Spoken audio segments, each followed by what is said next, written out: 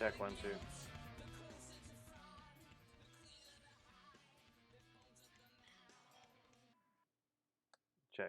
Check 1 2. It was kind of an abrupt stop. Hello, welcome to the stream. If you're not watching yet and you're watching later, thanks for watching later. If you're watching now, thank you for listening, for coming in.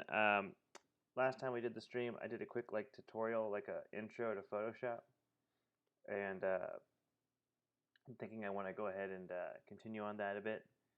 So ideally, I'll be able to post these videos up onto YouTube, and anyone that's trying to get this whole this beginning and painting going with Photoshop, they can watch through these and get some kind of a start. I think I know enough about Photoshop and painting within the program to be able to kind of talk about that. So let's see, Introduction to Photoshop for Painting.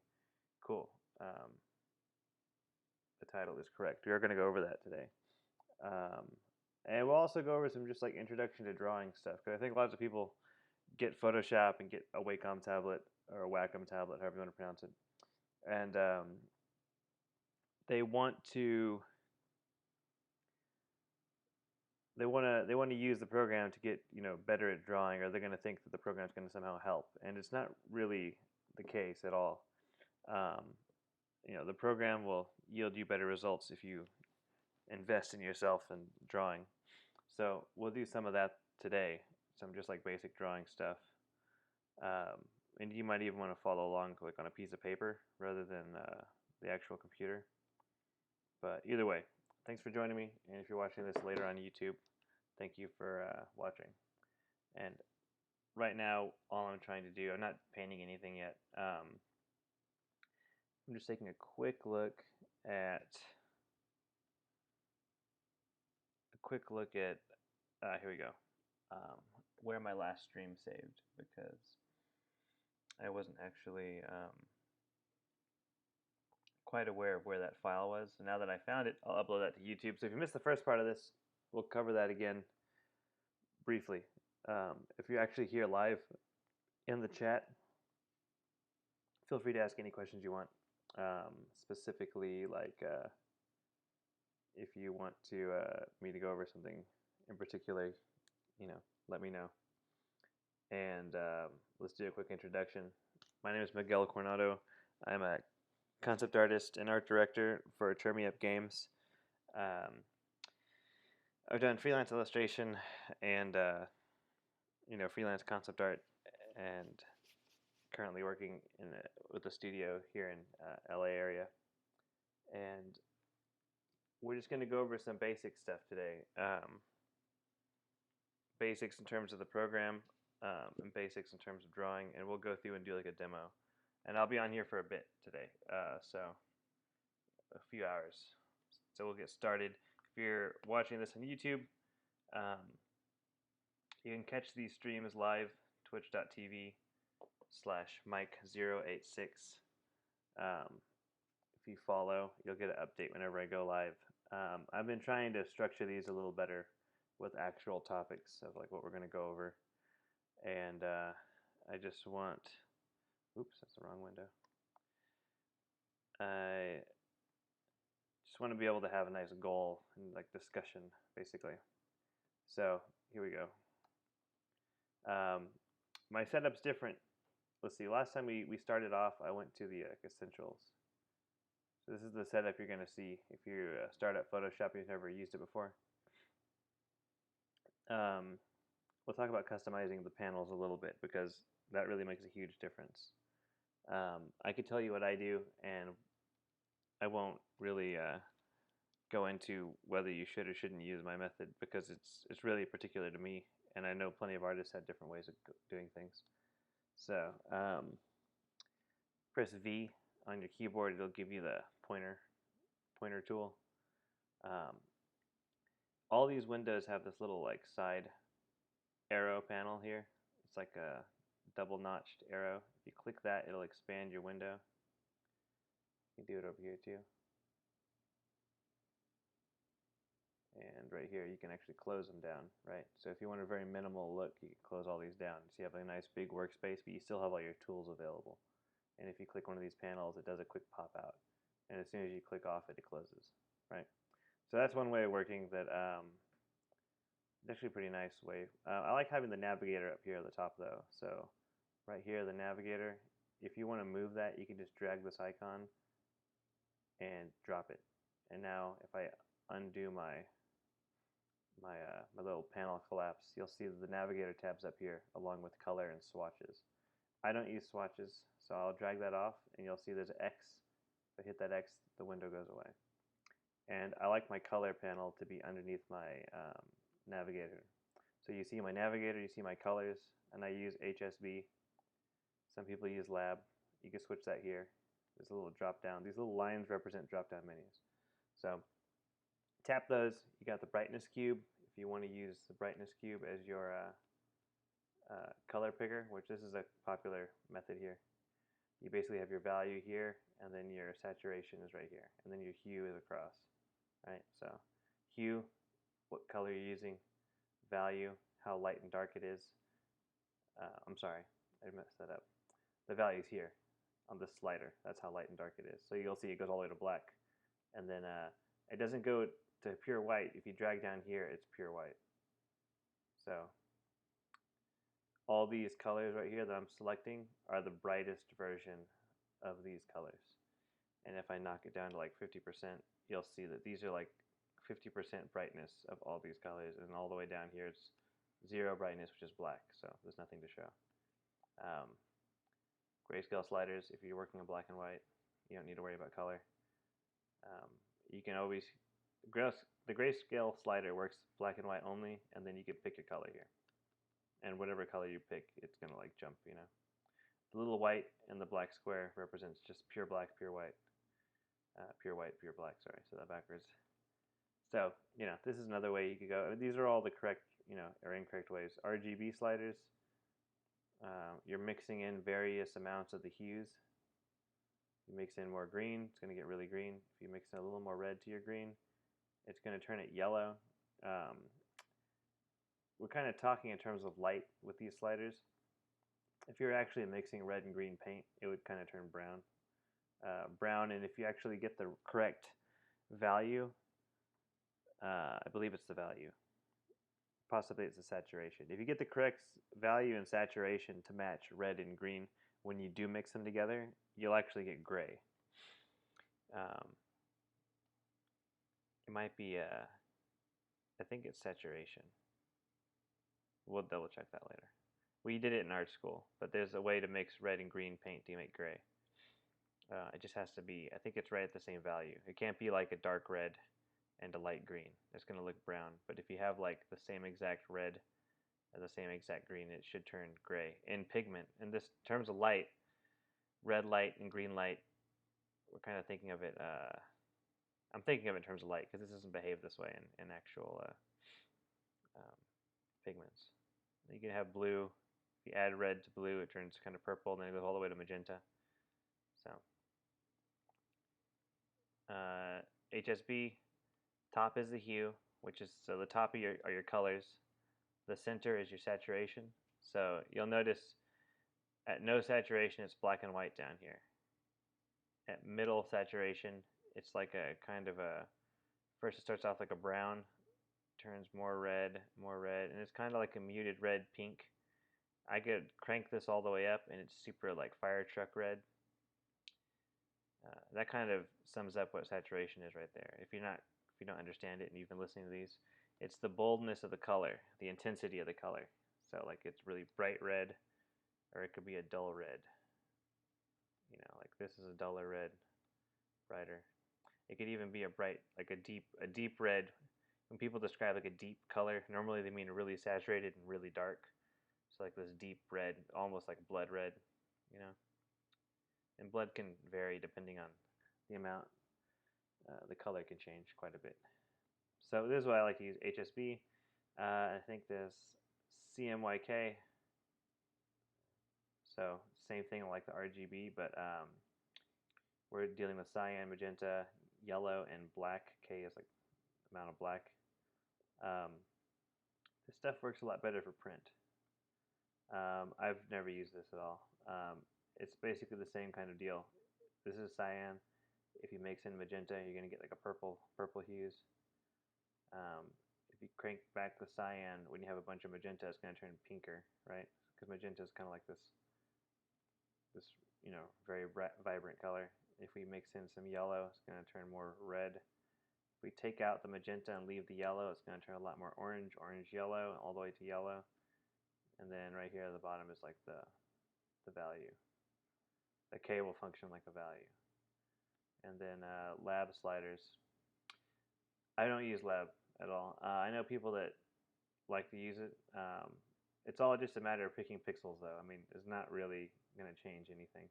You could probably get some better color harmonies. I don't know what A or B stands for, and I know the L is value, with 100 being the lightest and 0 being black. So like lab. So kind of working on a spectrum here. We got green and red, or like a green and a magenta, turquoise and magenta. And we got a blue and a green. I notice that if I move the A in the middle here, now we have like a mustard yellow and a blue, which these are kind of like opposite colors. So it kind of balances between contrary colors, contrasting colors. Red and green, blue and orange, or blue and yellow. Those are opposites. And web color sliders. RGB, but they're incremental. And I believe these are colors that are best displayed on web, but I don't know if these really apply as much anymore as they used to. Anyway, HSP is what I use. It is pretty easy to understand, and they work fairly well. So, okay, libraries. I don't use library panel. If you like to use this, you can save your own libraries out. So this could be a really cool customized panel of like fonts and layer styles and colors, but I don't really use that. So closing it, and these other layer styles, I've never used these before. They're very much they're very specific to these defaults. So like if I make a new layer down here by clicking this page button on the bottom right corner, and let's say I press M. Let's see, actually I don't even know if that's M. It is M on mine, but I don't know if I've changed it. You can go up here and select this rectangular marquee tool, drag any kind of rectangle you want, and then I'm just going to press, I'm going to go select some random color like this green, and I'm going to go to my gradient tool here, which is this little box with like a faded color inside. So we'll fill it up with green, and actually let me use this gradient. You can notice, okay, the different gradients are up here. There's a circle, there's just a horizontal gradient, there's like this weird kind of not, I guess like a spiraling gradient. You got this bar gradient, and then there's like a box, kind of like a burst. So I got a green square here. If I click one of these layer styles, it's going to change my my square based on a default layer style. I can click another one here. So this has got some weird blue stuff going on and like a stroke. So one of the things you can do with these is it kind of tells you, you'll notice, okay, so there's the square wasn't completely filled in, that's why it's giving me these weird edges. So if I turn off all these effects by clicking the eyeball, and let's duplicate this layer real quick. You can just right click the layer. You gotta click the word here, like, or the actual box. You can't click the window because a separate menu is gonna pop up. If I click the window, I'll get blending options, edit adjustment, select pixels, add transparency masks, subtract transparency mask, intersect transparency mask. Then I can adjust my thumbnails. If you want them to be larger, if it's hard to see, you can adjust them. If you want them to be smaller, shrink them. I believe I keep mine on medium. No, I think I keep mine on small. And you can, oops, see that the menu changes. If I click on this bar, I have a whole different set of options versus clicking on the window itself. And I can label these layers too. So maybe I want this layer to be labeled green. Because eventually if I have like 100 layers and I want to look for the specific layer, I'll just look for the green color. Okay. So if I click this box and press duplicate layer, it'll tell me, it's going to ask me, where do you want this to be duplicated? I can make a new document with the same layer, or I could take one of these other documents here are my banners for Twitch. I could duplicate it to that. So if I click one of these, I'll say OK. And I'll go over to this Twitch banner. Now my square is on this other document. I don't want that there, so we'll just close that. And we're not going to save it, and we'll close this other one. So now let's duplicate one more time. Duplicate layer. And we're just going to keep it. This current document is called Untitled because it's a brand new document I opened for this stream. Click OK. So now we got two versions of this. And you can shift click. Now I've selected two layers. And we can either press Command E, or we could go here in the drop menu by right clicking and say merge layers. If I merge the layers, basically what I've done is this square had some inconsistencies that our eyes couldn't see because of the gradients that I used. Now I've merged them together. It should yield a more solid result. So now that you see there's just no more wonky edges on this square because all the pixels are filled in. So all these effects are dependent upon the amount of pixels within the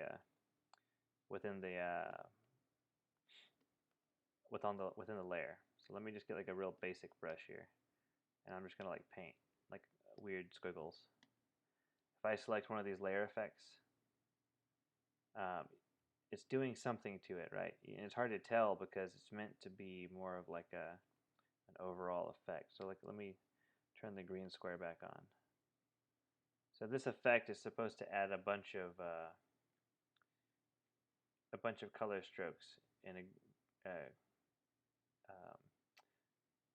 a gradation, right? So it takes my square and adds a dark blue, a slightly lighter desaturated blue, slightly lighter, It goes all the way to white. It's basically, literally, the effect here is stroke, stroke, stroke, stroke. It's just a bunch of these layer strokes. But if I have it on this other shape, it's going to drastically create a drastically different result. We could click on these other layers too.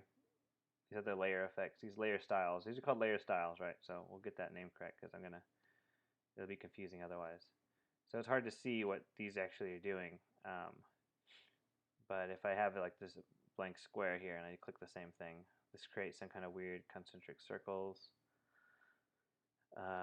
This creates like a sunburst with like a weird beveling. This is a gradient overlay.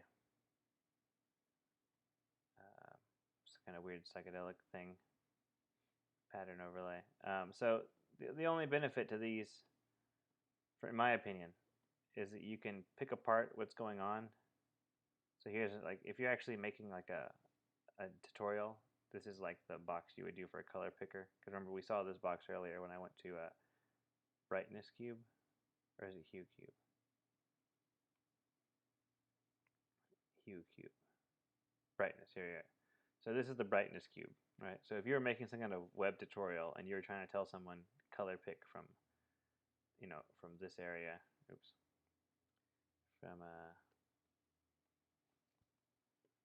from this area, you could use this layer effect, right? But like the main thing that I found these are useful for is if there's something going on in these layer styles that you're interested in, you can go over here and you could turn off these individual effects. You could turn off bevel and emboss, and you can turn off gradient overlay, and then you can turn off drop shadow. So it kind of gives you a quick sample of everything that's going on. Now you can always go through these layer styles yourself and just figure them out on your own though. So we're going to close these styles now, just because, like I said, I don't actually use this window, but I wanted to show y'all what it does. And adjustment. So these are adjustment layers. So let's get a drawing or something on here so I can show y'all what that means. I'm going to go to File. I'm going to go to Place Embedded, and I'll pick out some kind of see if there's some kind of sketch I could throw in here. There's like a vampire, I think. It says there's a vampire. Here's one of these ghosts. Here we go. Paint in 3. Okay, here's this ghost thing I did back when I was starting on Twitch, right? Not too long ago. Okay, so if I want to make adjustments to these, I can go up here to Image on the top menu, Adjustments, and there's a slew of different alterings. Excuse me, getting tongue-tied. There's a slew of different adjustments I can make. The only problem with these adjustments is that they affect the image and create a permanent change. Let me duplicate this layer real quick. I'm going to show you all different versions of this. So here's the painting, and then there's a copy. I'm going to rasterize this layer. So rasterizing the layer is committing all these pixels into my document. So like this layer is actually, it's a preview of a file that I've placed in here. And if I wanted to, I can go back and edit the original file, and it'll affect the way this file looks.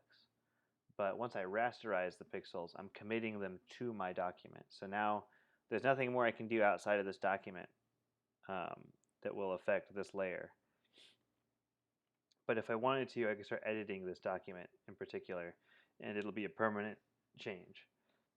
So if I come in here, if I color pick this yellow and start painting, I'm permanently like painting on top of this layer. Now I can remedy that by adding a new layer by clicking this bottom icon, and there's a hotkey for it. It's Shift Command N.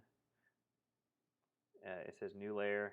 It'll ask you what do you want to call it. I'll call it test, and I'll say OK. With my test layer, so Shift Command N, and I think that's Shift Option Command N automatically makes a new layer by default. So if you do Shift Option Command N, and this is all for Mac, guys. So if you're using this on PC, I'm sorry.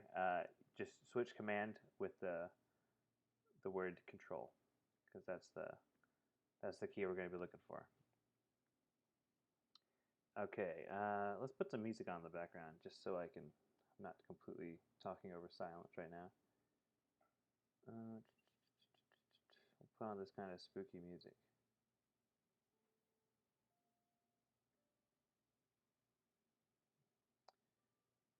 Maybe not the spooky music. How about random access memories?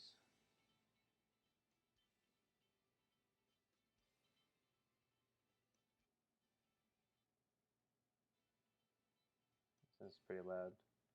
Broken bells.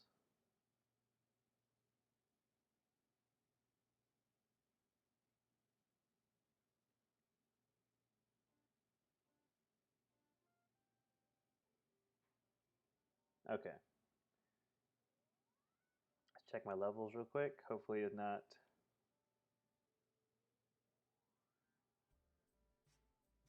Hopefully I'm not being drowned out by the music, but I want to go ahead and just put something on the background for the rest of this tutorial. Okay, so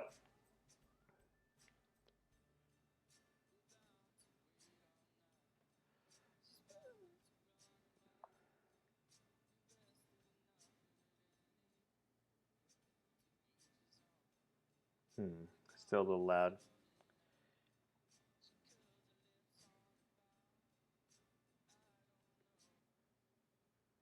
Perhaps this will work. Okay, some quieter music. It might get a little louder, but it's mainly loud in my ears versus the actual stream. You're not going to hear it as loud. Okay, so like I was saying, we've duplicated this layer. We rasterized one of them, and so now it is completely changeable and editable within this document. And if I want to add a new layer, I can do Shift Option Command N. Instantly adds a new layer. And we're going to test out these adjustments, these layer adjustments. So if I want to paint on this guy here, now I can now move around whatever I'm doing because it's no longer affecting that layer, right? The layer below.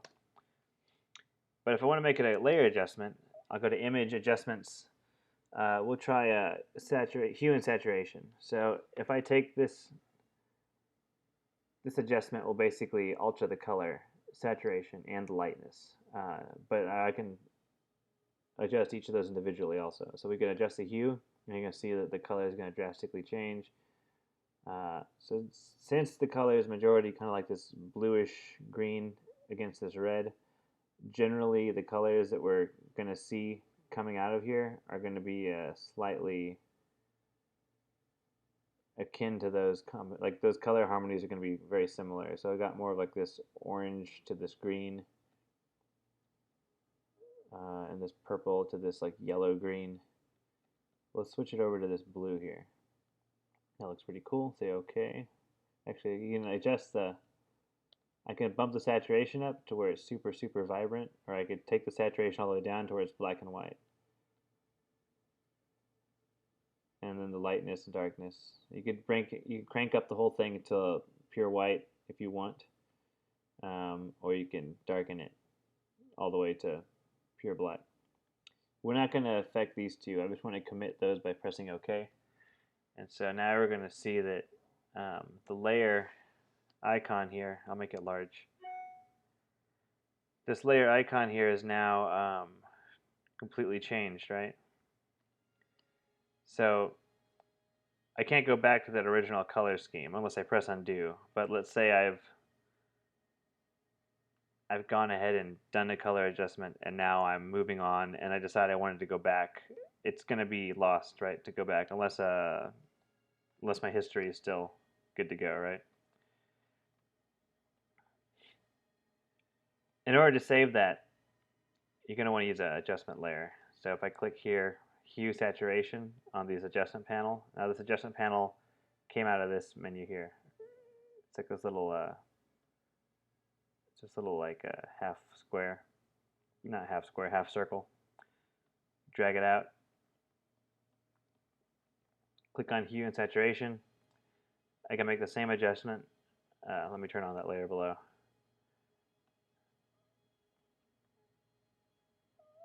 I can make the same adjustment, and as you just saw, I can re-edit the layer, right? So the power of these adjustment layers, now it's called the adjustment box, right? But they're actually adjustment layers. The power of these adjustment layers is that I could turn this layer on and off, and it retains my image below, right? So, and then it comes with its own mask, right? So we'll talk a little bit about masking in a second too. But masks are basically a way to cover up parts of your layers without, like, you're able to erase parts of your layers without actually destroying the pixels. So if I click on my mask here, the mask works in black and white. Anything that's in black on the mask is erased. Anything that's white is showing. Anything in between will be like a gradual fade. So if I have my black set and I start painting within this mask, you're going to see that I'm uncovering the layer below.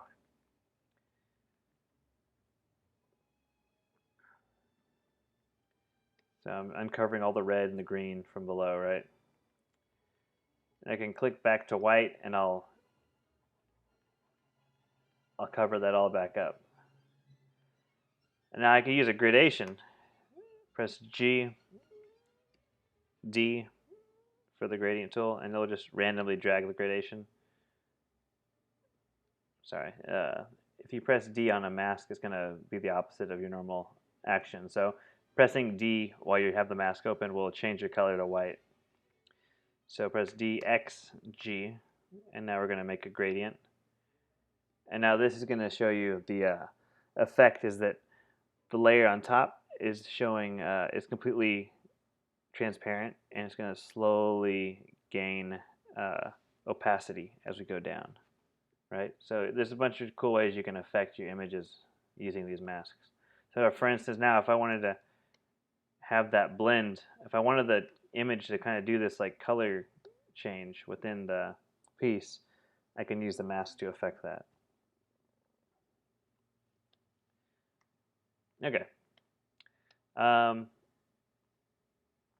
Where where are we going here? Okay, you know, I really got sidetracked. So part of this whole discussion was editing your interface. I keep these adjustment panel, these adjustment options. I keep these available right here. And then down here, my layers, my channels, my paths, I keep all that. That's all stuff I use. There's this little thing here called device preview. If I click device preview, it allows me to preview designs directly on my iOS device. So I can launch my Adobe Preview Creative Cloud app, and basically I'll be able to click this. It'll instantly show up on my phone or iPad and show me what I'm working on will look like. If it, for instance, if it's like a game, if I'm designing a menu for a game, it'll pop up and show me what that menu will look like on my actual phone.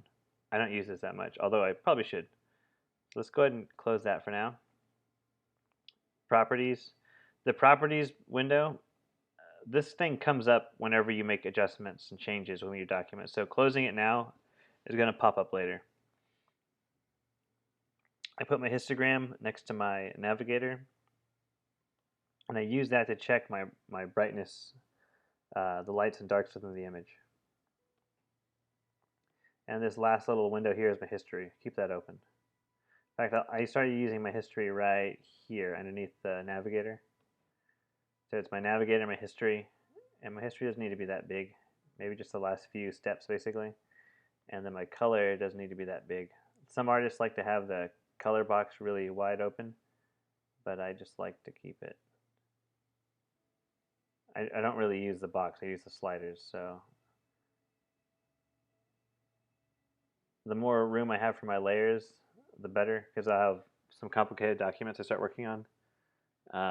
And then this whole tool panel, if you grab this, there are these little row of dots right here at the top. If you grab that, you'll be able to pull it off this side pane.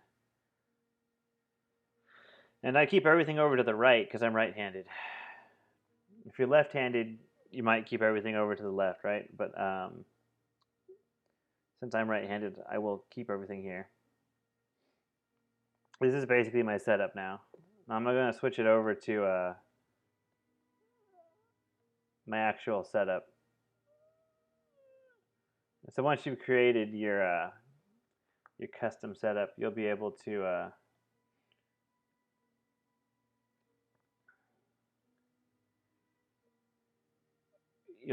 save it.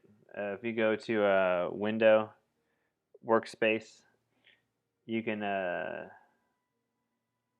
think click New Workspace here, and it's going to basically allow you to save whatever you've done. So I can save this one, MCIII-2, and it'll say, do you want to capture your keyboard shortcuts? You click yes, capture the menus, capture the toolbar, so you save.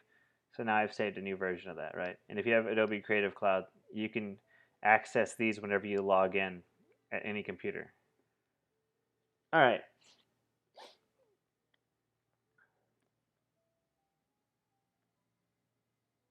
So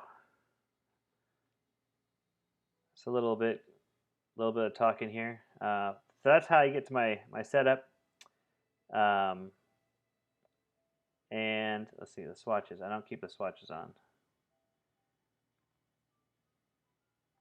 Where was I now? Let's move on to something new. Let's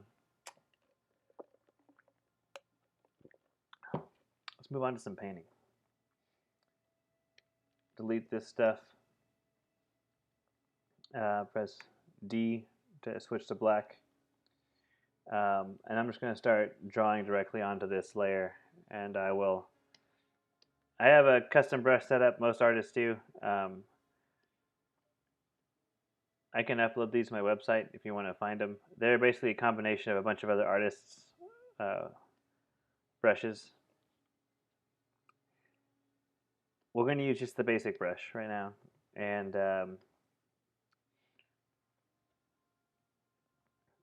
let's just start a workflow, how you would really work within Photoshop. So I've got a buddy of mine named Alex Führer. I think it's Alex Führer. And we're going to do a little sketching thing between the two of us where I'll be drawing monsters. And he'll be drawing robots to defeat the monsters I'm drawing, right?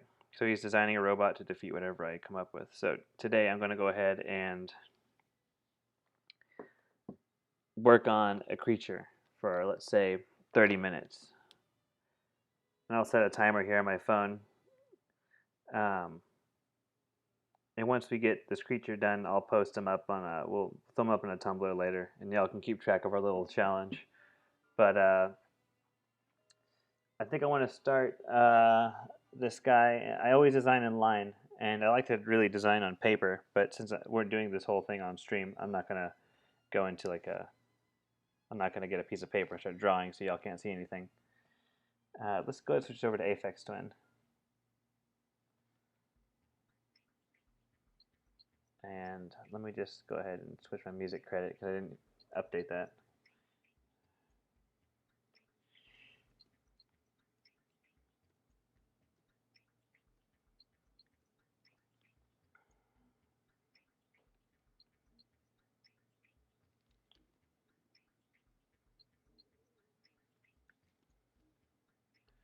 All right.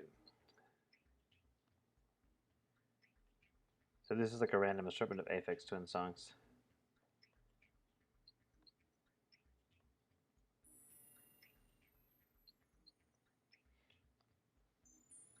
All right.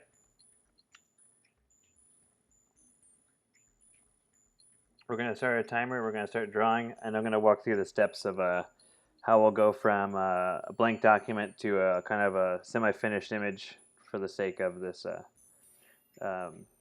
this little sketch challenge I'm doing. Okay, so let's think about it. It's a monster. He's gonna be like coming to attack people, right? So I think this monster is gonna be human size, and let's say that he's gonna be like it's like an alien that crash landed on Earth. Okay, so you've got an alien. Let me type it out. My handwriting's not gonna look good on this. Alien. T for the text window, by the way. And if you tap T, it will it'll just be an open typing, and I can adjust my type here. An alien crash landed, and let's say that he needs to devour humans to survive. So this thing's gonna it's gonna drink up people like a spider. It's gonna like liquefy people. Drinks body fluids. Drinks uses here we go. It uses enzyme. I think that's how you spell it. Enzyme to liquefy prey. All right. It's not scary at all. Drinks body fluids. Hello, soaring in space. Welcome. Welcome to the stream.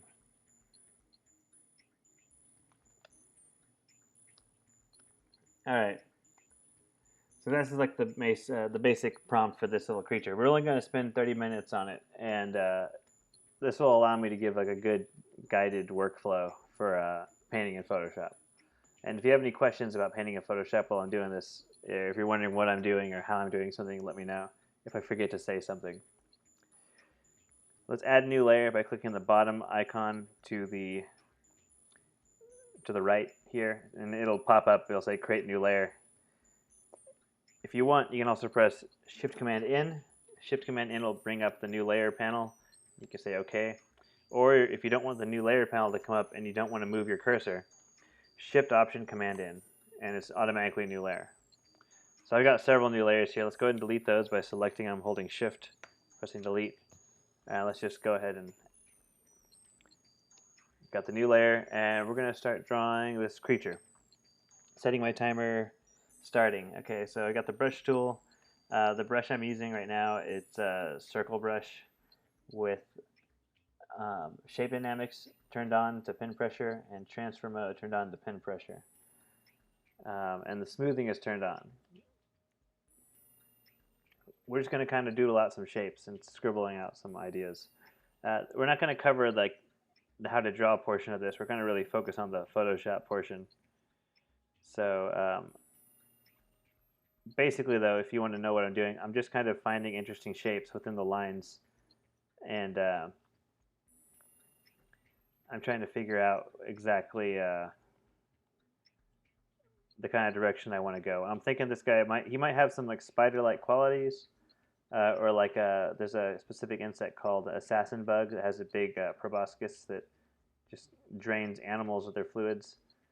So he might have features similar to that.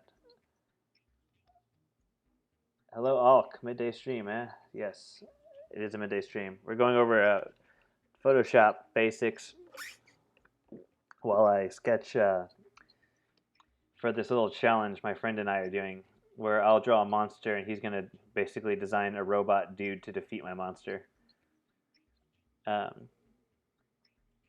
So keeping it pretty messy. I'm thinking he might have these vestigial arms.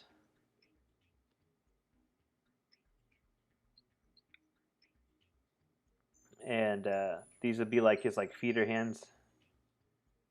There's lots of animals in nature that have these, kind of like crabs have them. I think scorpions have them. And then he's got these larger like defensive arms that are used to grasp or defend from predators or grasp prey. And he's gonna have like some kind of a face that'll like open up basically and reveal these terrifying needle that he'll use to like dissolve creatures.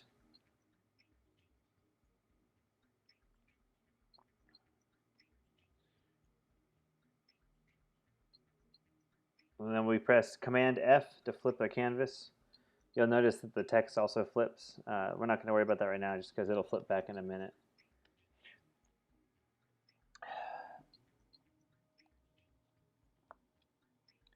This is how I like to draw on paper. I have a really light pencil I use, it's an H6 pencil, which is like a super hard lead that allows me to make very, very light marks. Actually, let me check it real quick. It's I can't see what it says. It's like a H6 or it's even like a H9. It's a very, very hard lead. So like the actual lines I'm making are very faint to the eye. But this is pretty much how I do my pencil drawings. Let's say this guy's got strong legs, like he can jump like a grasshopper kind of. So one of the ways that he travels around is that he kind of does like these massive like grasshopper leaps.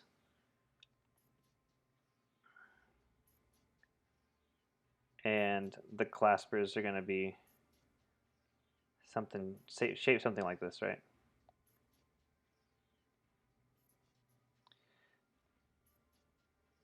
I don't want to look too insect, so we're going to have some insect-like features right now, but we're going to kind of bring it back as we keep going within this drawing and this design.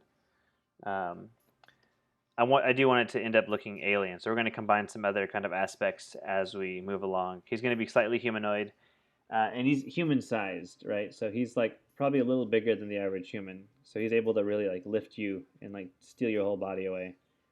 And I'm going to press Command F again to flip.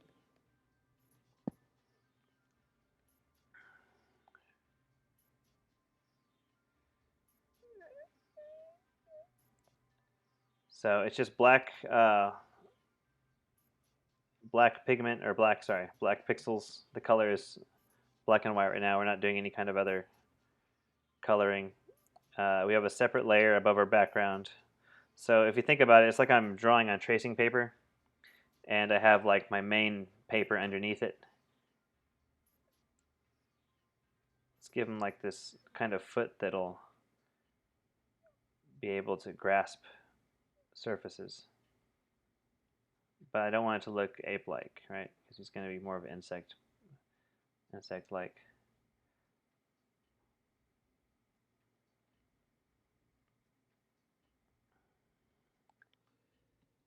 Keeping it pretty loose, pretty messy, and we're not going to worry too much about accuracy right now because that'll come in later. So far, I spent 6 minutes drawing this out. Now, if you're following along or if you're doing this later on YouTube, I've been drawing all my life. Um, there's several things I'm keeping in mind as I'm drawing, and we'll go over that kind of stuff in a little bit on less of a time trial.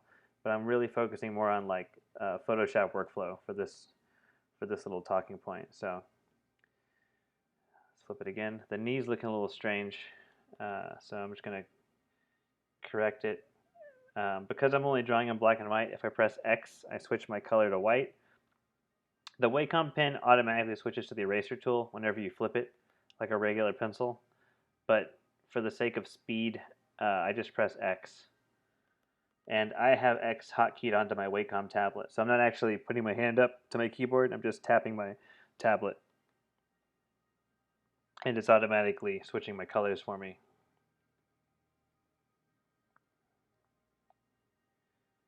Okay. Let's come in here and we're going to erase his face a bit. And we're going to think about some new ideas. Maybe he's got giant kind of eyes. That kind of brings in the real insect look when you have these two giant orbs. So we might change that up a little bit more. Let's divide it. Maybe he's got one solid eye, like a solid vision.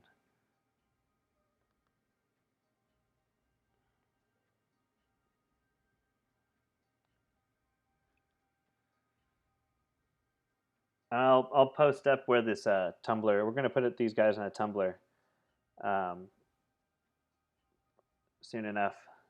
So anyone that wants to follow along with this little challenge can see what we've done.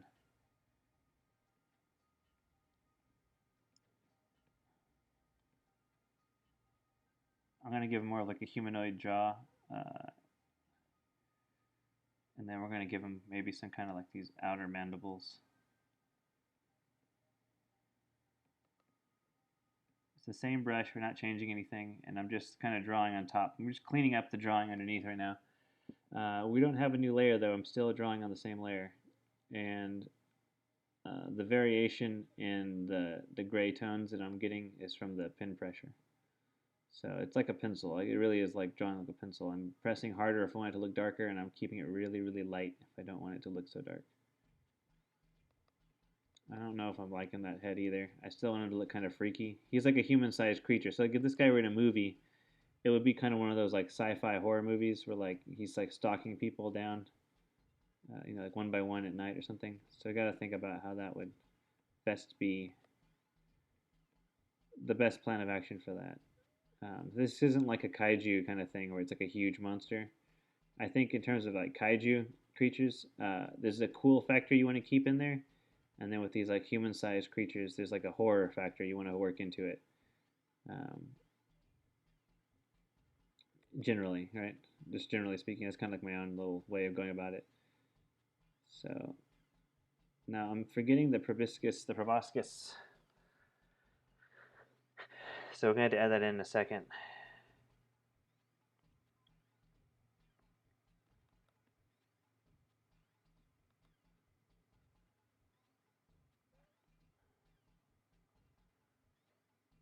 Something like that. It'll curl out more. But you'd maybe see it the whole time. We'll lighten that up a bit.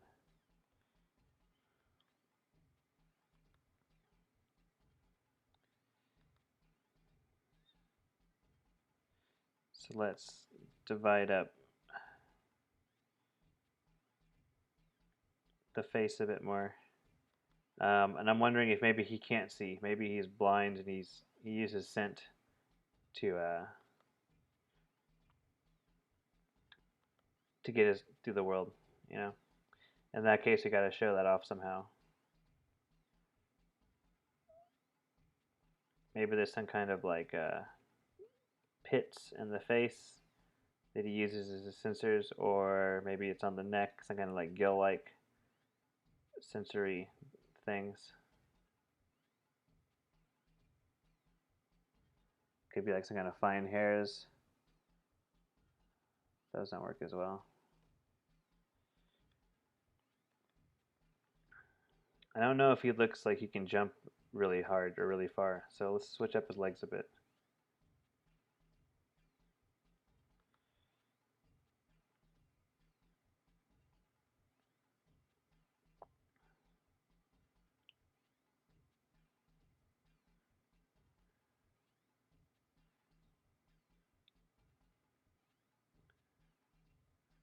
Maybe this is a better leg shape. It kind of gives you that feeling of like a creature that could really kick off. Or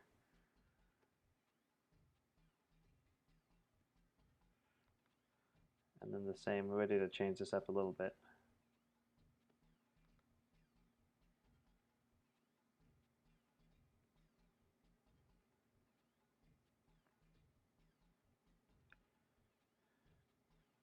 We might need to redraw this whole leg.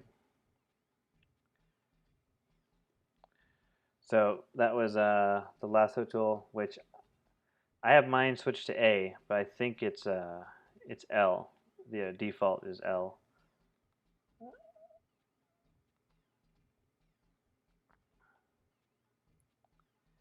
But basically, it allows you to select a chunk of whatever you're working on and just move it or delete it or warp it, whatever you'd like to do to it.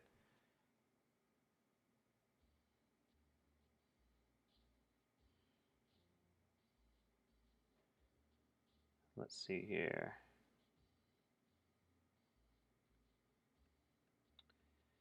We're going to have this leg. Maybe it's out more.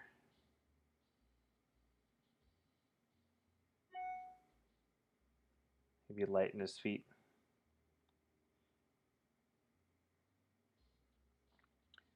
17 minutes to go.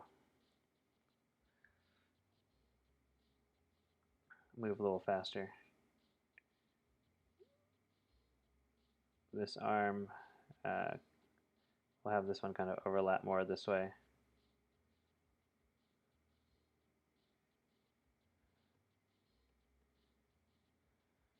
And maybe he has more of a carapace looking like exoskeleton.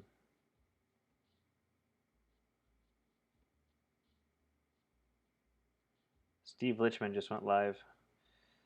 If you don't know what Steve Lichtman is, it's a webcomic by two artists, Dave Raposa, Dan Warren. Those guys are really funny. So after the stream, I'll probably jump over to their stream, give them a little viewing. Let's turn down this layer now. So at this part of the stage, I've pretty much blocked out what I want. I'm going to adjust him real quick by Command T. It's going to take whatever you have on that layer and make it transformable. I'm going to shrink it just a little bit, and we'll just rotate it. And if I hold Command, or no, I'm sorry, Option, no, Command. If I hold Command when I'm in transform mode, I could take any of these points and start distorting my image. So I'm going to use Photoshop to kind of fix some of the inconsistencies I'm seeing. If I flip again, just to double check, he's looking a little better. Let's see here. Trying to think of, we might make his head a tiny bit smaller, because I want him to look, if I make his head smaller, it's going to visually make him look like he's maybe a little bit taller or a little bit bigger. So I don't want him to look like he's human size, but he's able to prey on humans, right? So we want his head to be like a little bit smaller, because he's going to be able to pick up a person and like devour them. There we go. And he'll have maybe a longer kind of neck.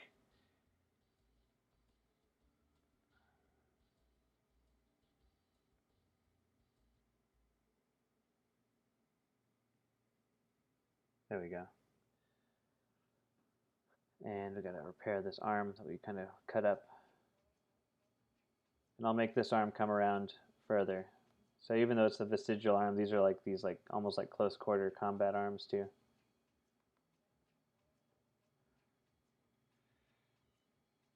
And then these blades over here can look maybe a little bigger.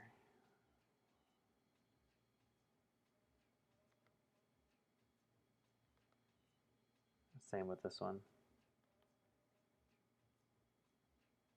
Kind of go behind his head.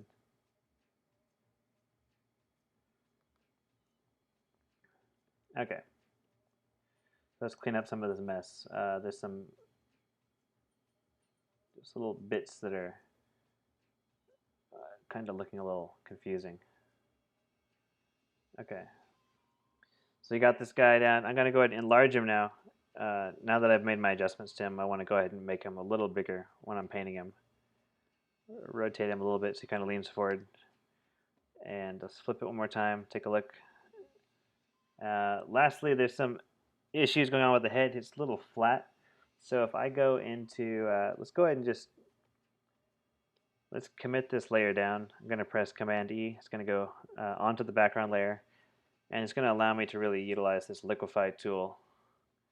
Liquify tool is going to make me, it's going to allow me to like kind of push pixels around, shrink pixels, or like I can go to this little symbol here and I'll shrink the pixels. So if I wanted to like shrink the width of his arm, I could shrink it a little bit, make it a little skinnier. If this part of his leg is a little too fat, I could shrink it up. And then if I wanted to make something a little bigger, I could use this other tool and like increase the size of parts of him. Maybe he's got like a fatter, like stronger looking torso here. And then the lastly, I got this finger kind of, it's called the forward warp, but it's really kind of like a push and pull. So I'll be able to just reshape his head a little bit. Could think about something like that, or like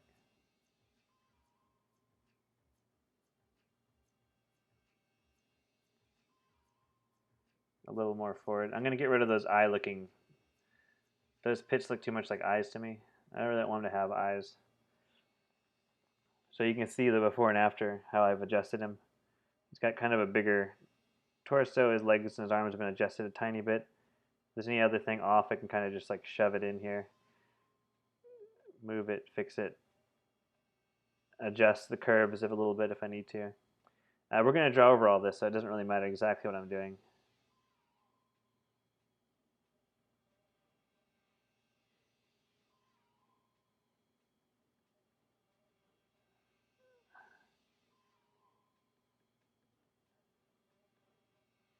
Don't want the head to look too big. I can undo within this also. So I'm pressing the back button a bit.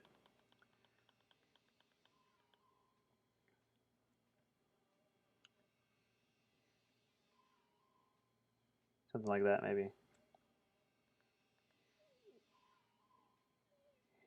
You'll have some kind of like protrusion horn things here. Press OK. Commits everything down. Okay. So now, final adjustments here. I'll add a kind of this like a crowny kind of shape to the other side of his head.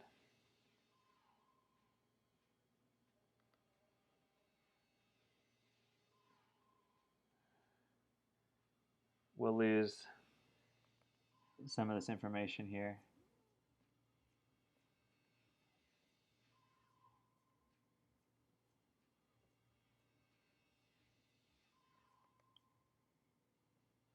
And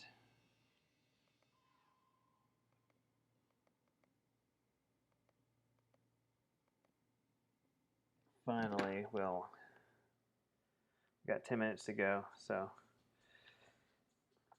we'll throw some line art over it as fast as I can and see how it goes from there.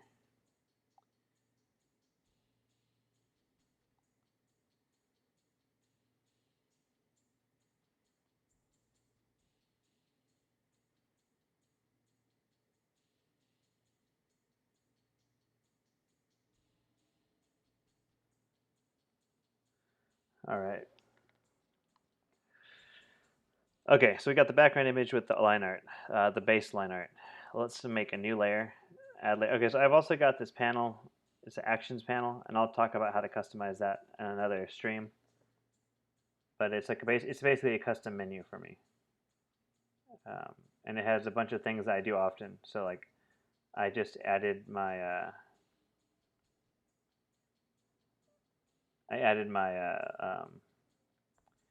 my new layer here, and I'm going to color pick the white and just fill it up. And now I'm going to turn it down to like 70, 80%, maybe a little less, 88%. It's almost 90%. And I'm just going to try and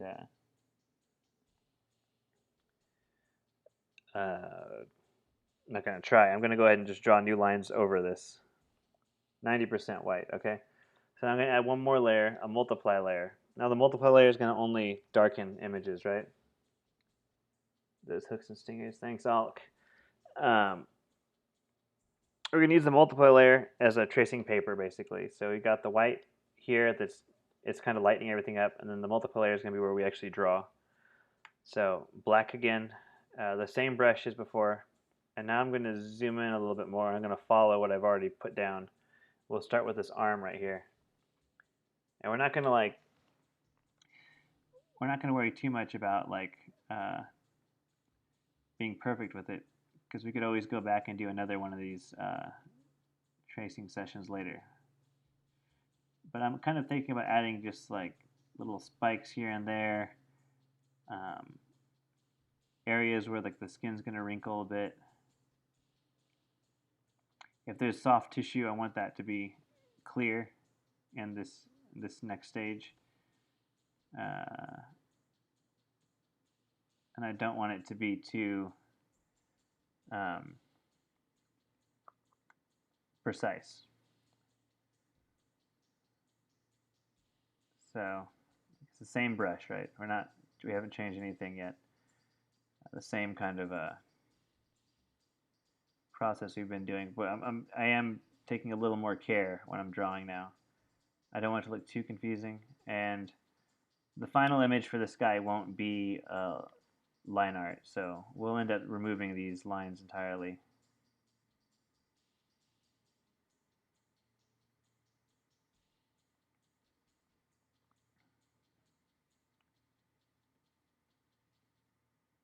Okay, just get some more wrinkling here.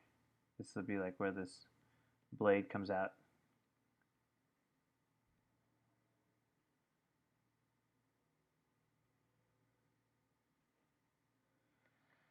Okay.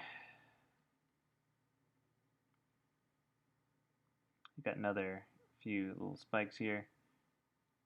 And we're going to go into this little carapace section. So there's this big shape here that's going to be like a hard shell.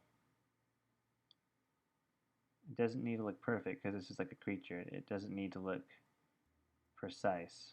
It needs to have some kind of like design to it, a biological design, but it doesn't need to look like manufactured. So a variance in the shapes that are happening is going to be really good.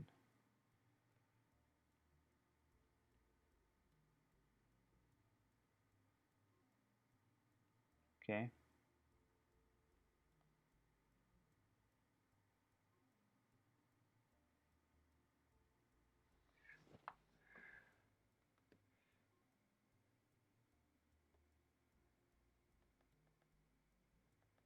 Let's just clean up this a little bit. That was a little off.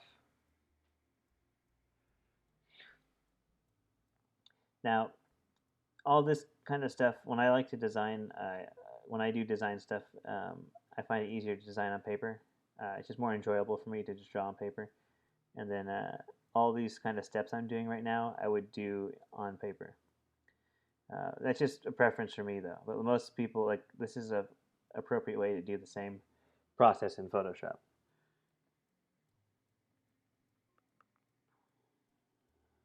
So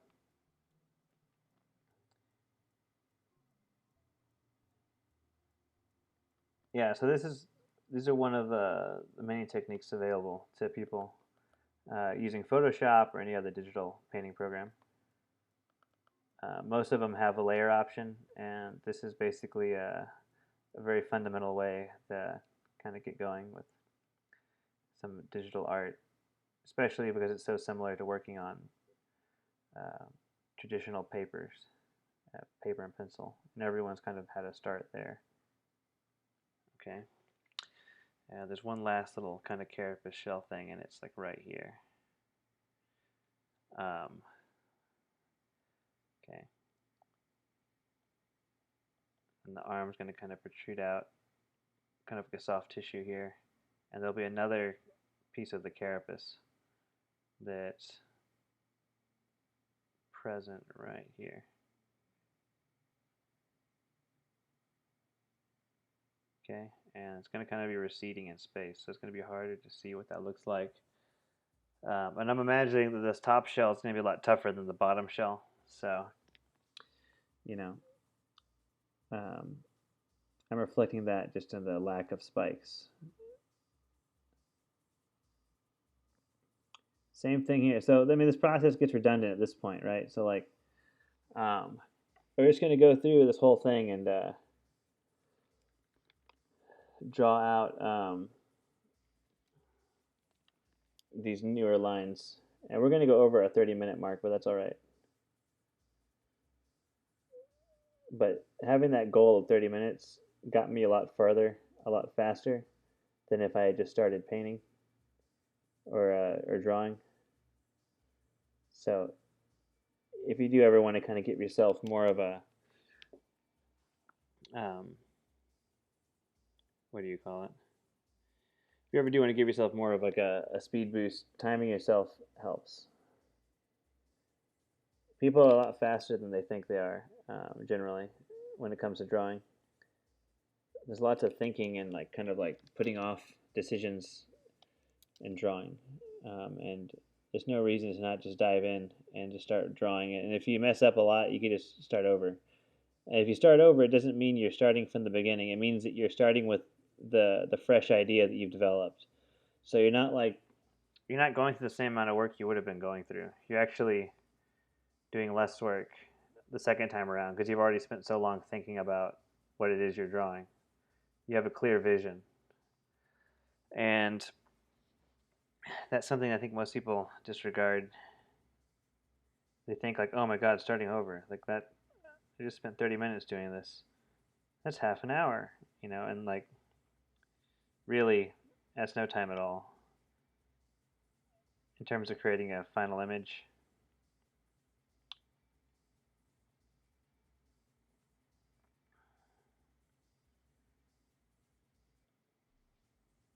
Okay, let's flip this just to kind of get a fresher view.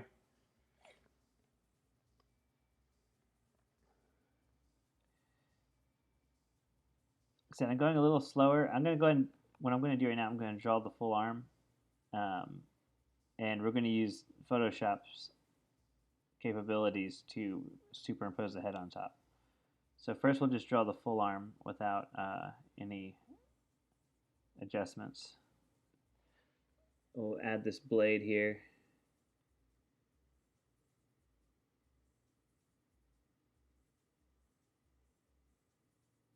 And we're going to add a new layer now.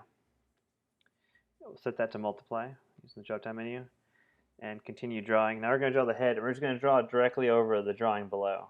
We're just going to ignore the fact that we're overlapping because we'll come back and clean that up in a second. And because we're using multiple layers, it'll be real easy to clean up.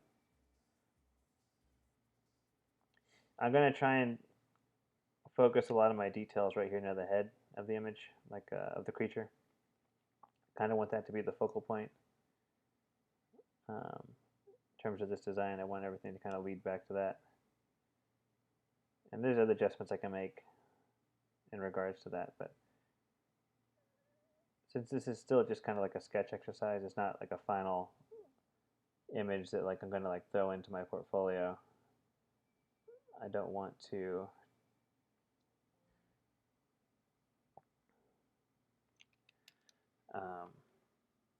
be too worried about that overall look and flow. There goes my alarm. So that was my 30-minute mark. So we got pretty far. For the sake of this demo, I think we're making some good progress.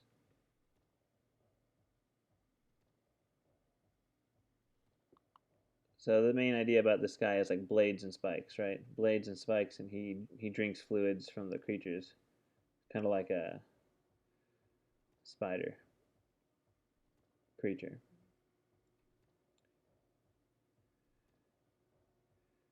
So we're going to draw this carapace thing on his head that kind of terminates in all the soft tissues like the mouth.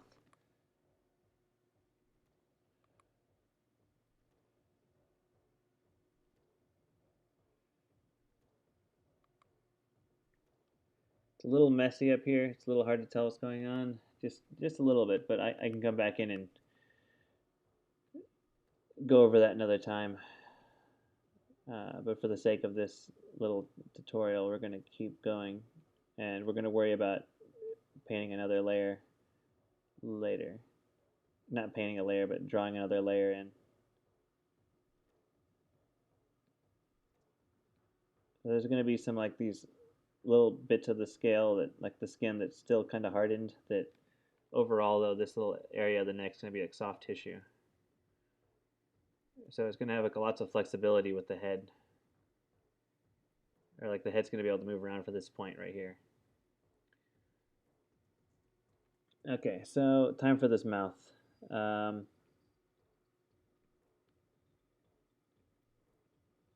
think a little bit about how this might look.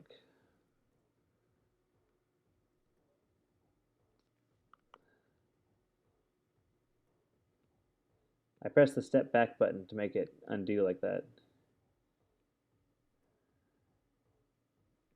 So we got these big jaw pieces, these mandibles.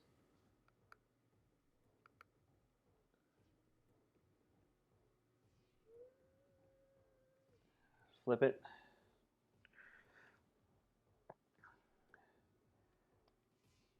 Sane Escapee, what's your usual canvas size? Depends on the project. If I'm working for work, I'll set my canvas size to like an iPhone or an iPad because we do lots of mobile games.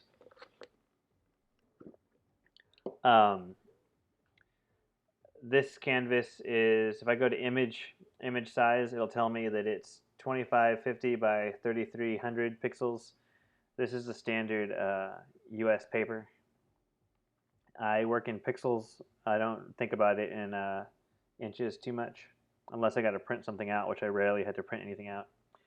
And my resolution is at 300. If I switch this to 72 pixels per inch, actually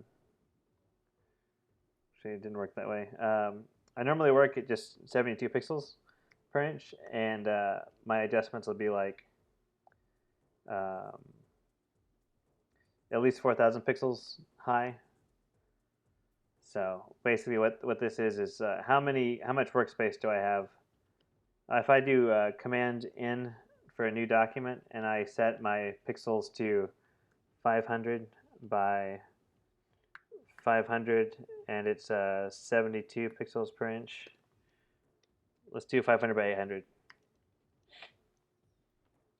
This square, as you see it now, is the actual size that it'll ever be. It won't get any bigger than this. So if I'm trying to draw at a certain point, I can't really zoom in to do too many details because starts pixelating on me. And then if I really need to get in here, I'm really working pixel by pixel. So there's not much space to do some of the changes I want to do. I have to keep it at this 100%. So my normal size is like 4,000 by 6,000. So now we zoom out. See, now if I go into 100%, it's super close up.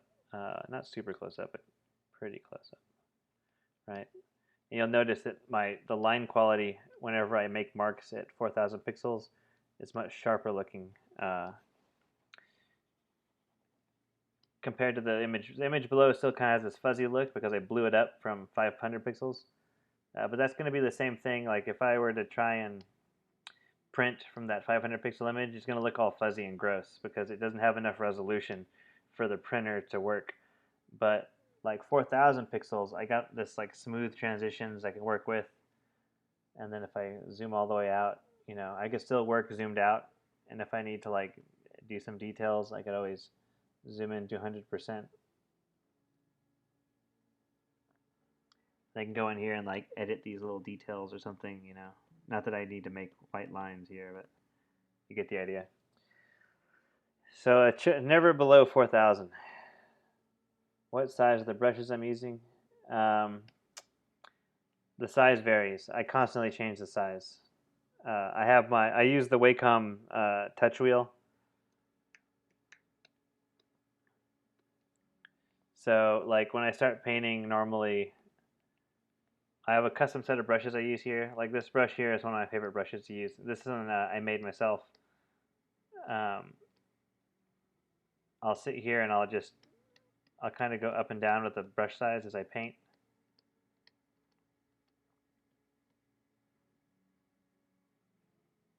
And I'm switching with X to white if I need to like come back in and cut into the shape.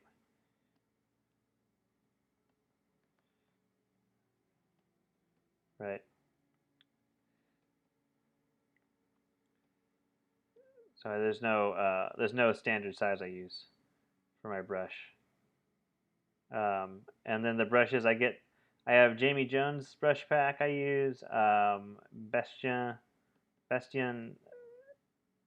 Kuf Darm. Like a popular brush you'll see is this big square one. It's like this chalky brush. This is from Jamie Jones brush pack. These are all online for free. If you just type in Jamie Jones, that's a popular one. This is from Bastien's, I believe. And I picked my favorite ones from each of these brush packs and I put them together in my own. This is Jamie Jones. Kind of they're like a real charcoal traditional look. This is an angle brush that it's from the Jamie Jones brush pack. You'll see Dave Raposa use this one a lot. It's like this, it's like a slanted piece of charcoal almost. Most artists just use the same kind of few brush packs because it doesn't really affect the overall style of the image. It's going to be how the artist finishes the image,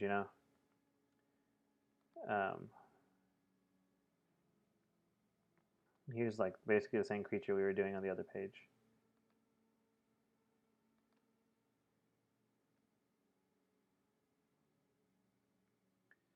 So, painting can be a lot faster when you skip the lines because you just start going straight into tone. And it's another way to design using shapes instead of like line and contour. But since I've grown up drawing on paper, I think a little easier with line because you have to really make some decisions before you place down those marks. What's going on here? Mind putting custom brushes you collected into a pack? I do have them. I'm going to put them online when I get this video on YouTube, actually. But like, it's super easy to find them, Saint Escapee. Like, go to Google right now. I'll tell you what to type in because most of my brushes are for the Jamie Jones pack. You type in Jamie Jones brushes. I'll copy and paste this here in the chat. Jamie Jones brushes into Google, and the very top post are his brushes. You click on that, and you can scroll down, and there's a download link right there, and you just download it, and that's it, and you have them. Most of my brushes are from this pack, so like if you want the ones I use, they're in there. And the one you go through them yourself and pick like whichever ones you like the best, because you're only going to use like a few brushes typically. You're not going to really you're not ever going to use like every single one all the time. You're going to maybe use one or two for a piece, and then you might use some special effect ones every now and then. But Jamie Jones also has, I think his brush pack also has these cloud brushes that are really awesome. And we'll open them up in here real quick and I'll show you. So let's, if you do download a brush pack on Photoshop, so you go to this little brush box here, it says brush. It's the brush window. If you can't find that, you got to go to window, click brush, and it'll open it up here or it'll pop up, right? You tap this little drop down here and it'll say new brush preset, clear brush controls, reset all locks. Oh, sorry, this is the wrong window. It's right here? No. Where am I? Window, brush presets. Yeah, here we go. You go to your brush presets window. I'm sorry about that. Click your drop down. Okay, now you'll have all these little options. One of them says load brushes. So if I click load brushes, and before I load those brushes, I actually have to unzip the brush file I just downloaded. Okay. So I go to load brushes, and if I go to my downloads, which I just downloaded Jamie Jones's brush pack, I'll find his brushes. Where are they here? Date modified. Jamie's brushes, ABR.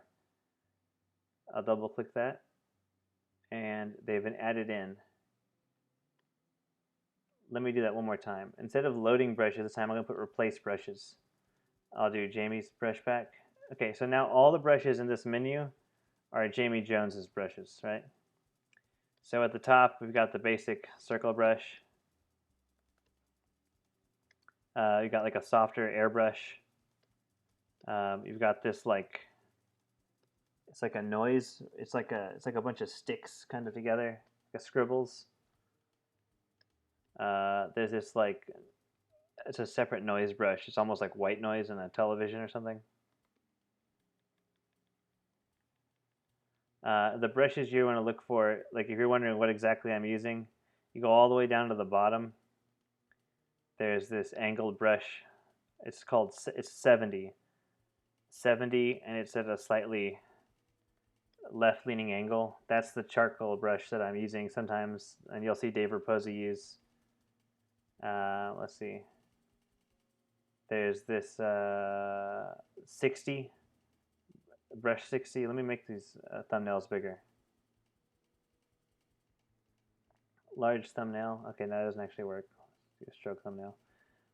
Brush 60 at the bottom of the brush pack. That's like it really does look like a piece of like a pastel or like a chalk or crayon.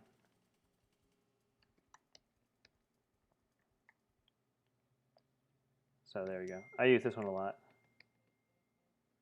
And then the one above it, 70, I really like this one. I use this one too. This is in my brush set. So it's like it's almost like a pastel, but it tapers. So you get these like nice dirty edges if you want to have like a brush stroke looking kind of effect. And then there's a few brushes in here that I do use a lot, but I haven't been using them in a long time. And now that I've pulled them in here, I'll go ahead and keep them. You know, they've all got this like paper charcoal texture. Charcoal because I'm using it with black and white, right? So, you know. Yeah, most of all these brushes are in mine. But like, let me rephrase that. My brush set is made up of mostly these brushes.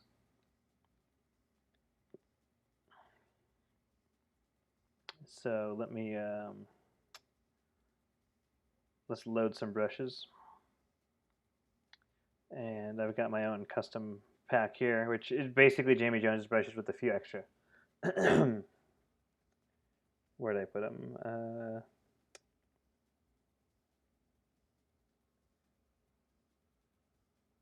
There we go.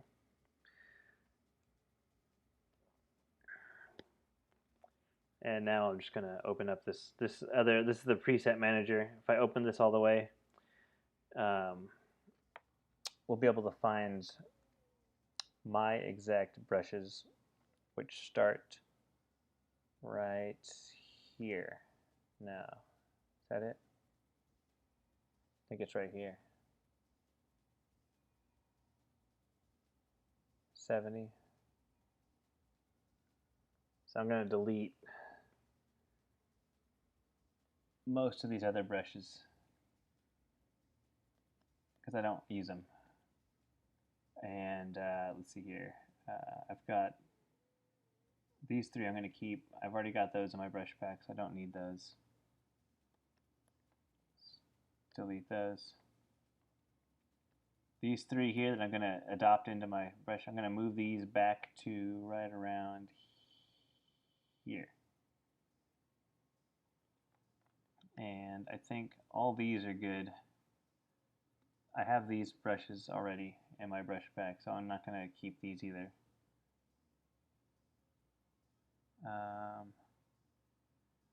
Thick paint. So there's names for these. So this one's called thick paint, vertical, directional, brushy.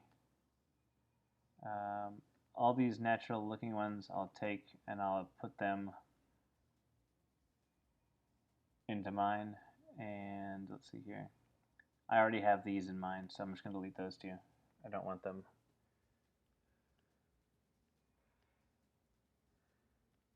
Let's see, all these are probably good to keep up until these, like the birds. I don't really want to keep the birds. So I'm going to put these right past these cloud brushes of mine. And we'll delete everything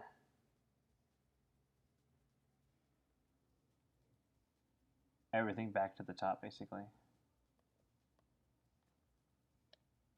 Delete all that, and then these there's these cloud brushes. I'm going to delete those all these cloud brushes, like these circles right here and these little cloud brushes. I already have those in my brush set, so I'm just going to delete all those. And this like 366, I'm going to move this all the way back here. And it looks like I already have that. I have 366 and I've got 150. It looks like the same brush. We'll take a look at that later. So we're going to save these, save the set.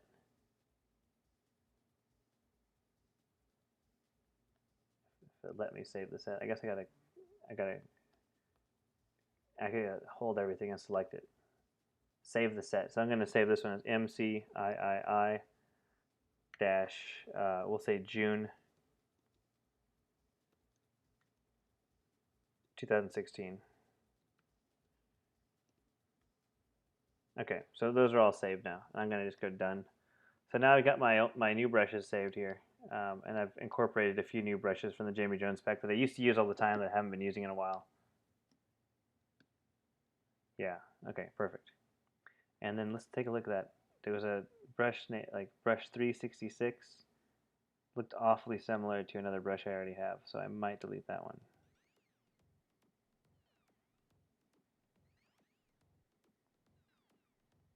Where'd it go? 366. Okay, yeah, here's brush 366. Here's brush 150. So we're going to delete brush 150.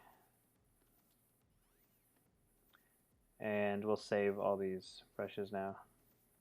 One more time, now that we deleted the extra. Let's rename it the same thing, MCIII dash June 2016. Replace it. Done. Okay, so now I got my new brush pack. And I can upload this if y'all want to check it out. I like it. Let's close this document. It's back to our bug. You said I use a tablet or display. I use a Wacom Intuos tablet, and I use the Wacom Intuos 5, and it's not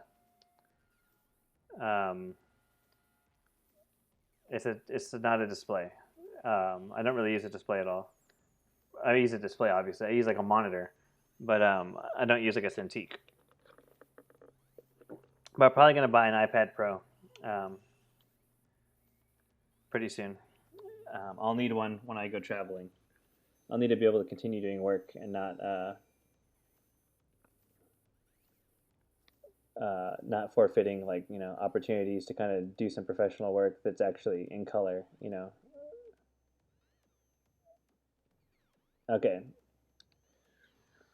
So we drew the mouth we do the head here, and we've got the lower layer, and we've got this arm that's kind of blocking the mouth. The mouth should be in front of the arm.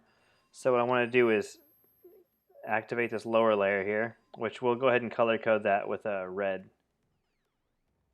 So this red layer is the body.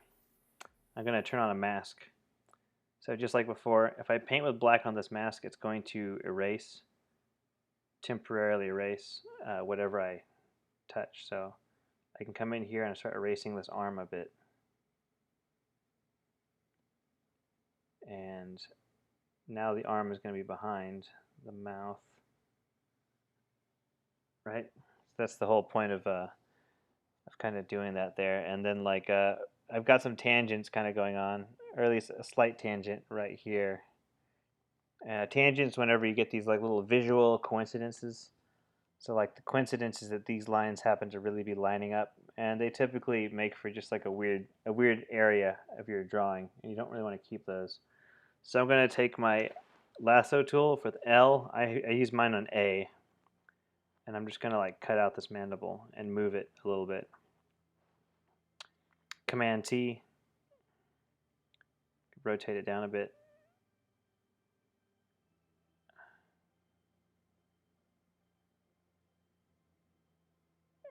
Pull it out just a tiny bit.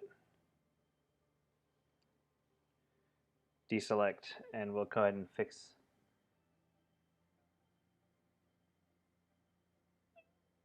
all this here.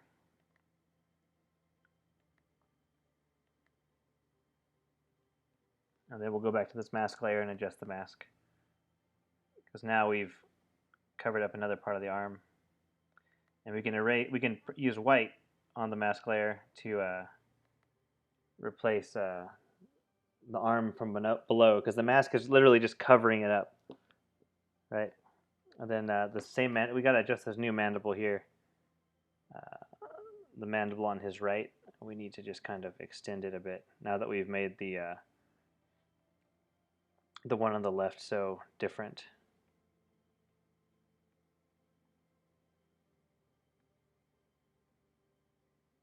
Okay, trying to avoid tangent here. That's pretty good. That's good enough at least. Come in here and patch that up. Now we're gonna just use, oops. We still need to go down here and adjust the mask again. Erase, erase, and then kind of reveal. And then we gotta erase this part here. Like I said before, this isn't really, I don't really need to clean this up too much because I want to have this just painted by the time I'm done. So I'm not going to worry too much about making it perfect. Let's go ahead and get the proboscis added in. His like little human drinker. So do y'all Alk and Sanescapey, do y'all have like a Wacom tablet? Y'all looking into like doing Photoshop stuff?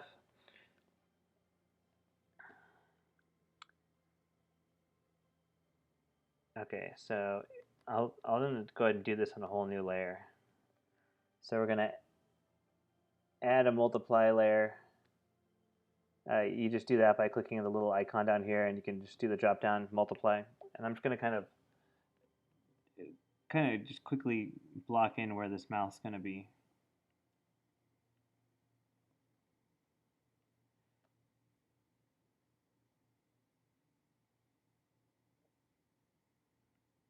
Okay, so I'm just 100% black here, just kind of using it to cover up. I'm just kind of blocking out the shape really this time. Instead of focusing on the contours with line, I'm really just gonna focus on the overall shape with just the solid tone. Okay. And then it's going to have some kind of barb. So like by the time he sticks this in you, it won't come out basically.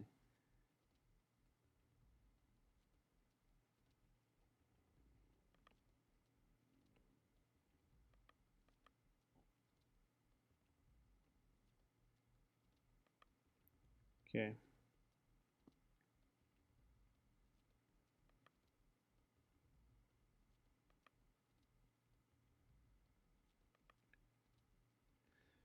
So there we go. We'll keep that for now. This kind of weird tangent thing going on here, but let's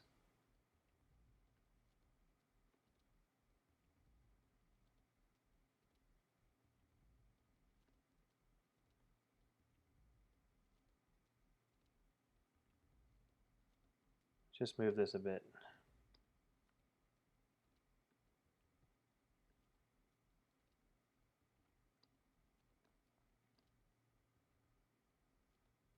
Okay.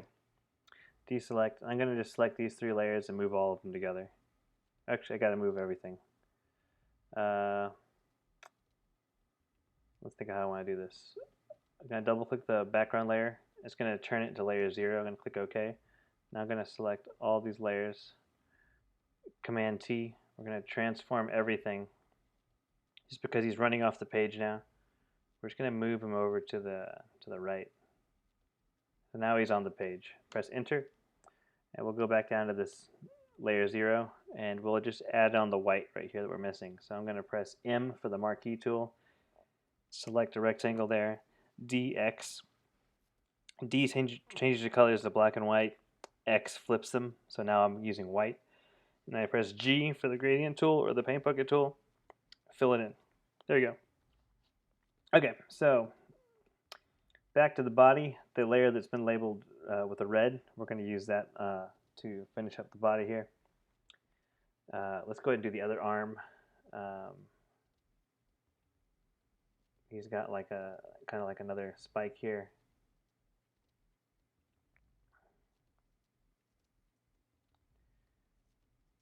And we'll go up here and do the folding of like kind of the soft tissue.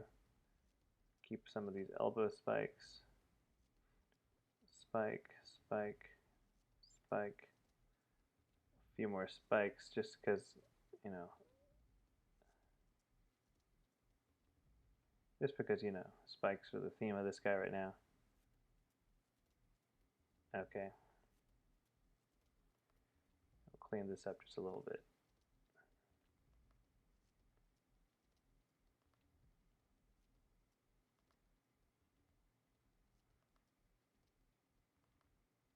All right, so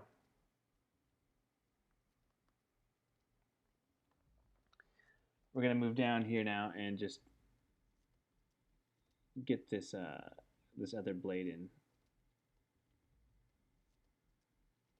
And it's going to go all the way. Actually, the head's in a separate layer, so we're going to draw straight through the head and combine it with our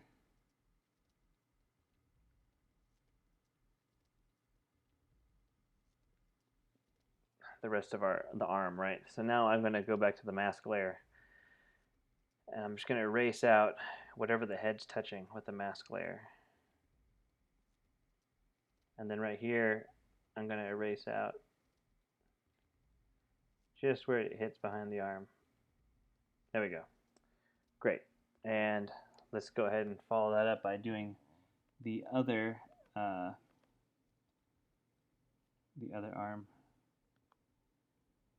Down, spike, spike. Come back up. It doesn't need to be perfect right now because, like I said, we're going to paint this guy. So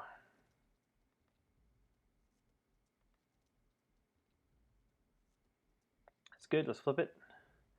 Let's take a look at that needle, the needle nose thing. Let's fix it a bit because it's kind of just like, it kind of terminates since we moved it.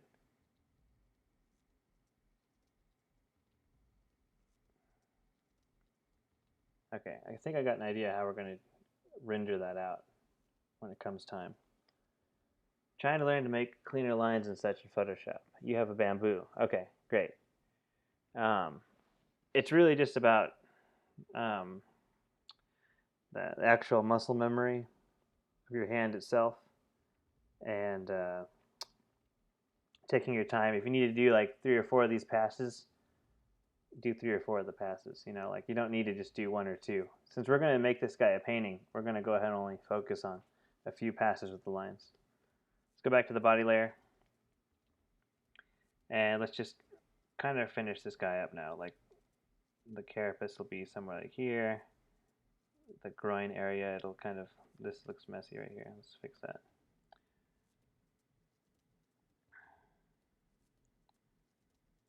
Okay.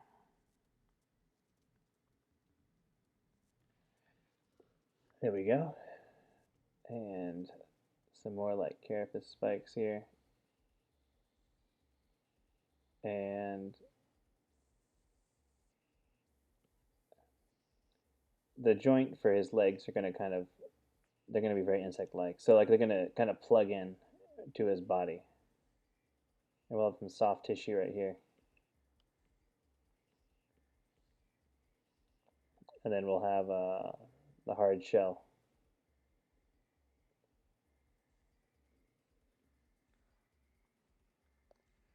Okay, I'm going to take one quick break, grab a glass of water. I'll be back in like 2 minutes, really fast.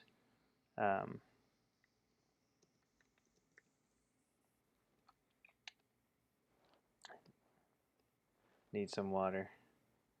And just find a nice font for this.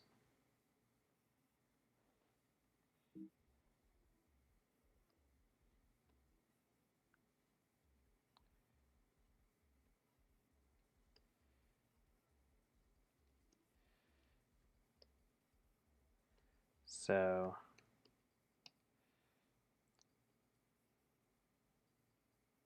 all right, I'll be right back. I'm just going to mute the mic real quick, guys. Just grab some water.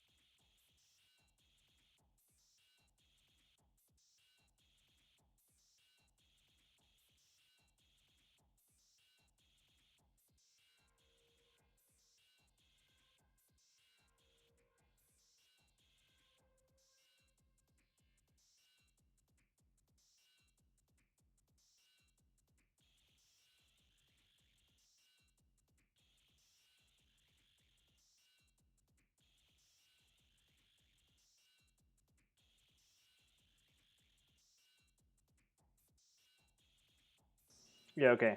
All right. Back in action.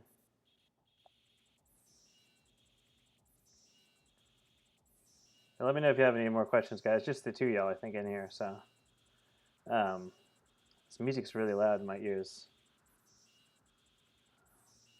I might turn off the music for a little bit. This is as quiet as it goes, but it's pretty loud. It doesn't sound as loud on stream, I'm sure, but like it's can barely kind of hear myself like talk just here in the room. Um, let's finish up these lines and let's move on to some like quick color in with a quick lighting pass, just to get this guy kind of rolling for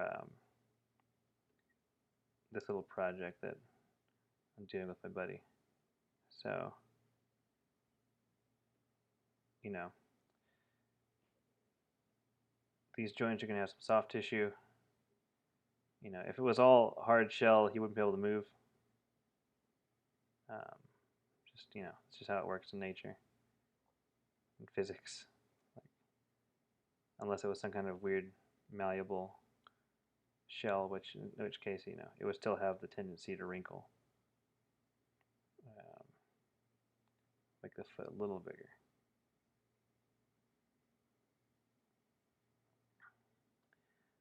Same here. Let's go to the side.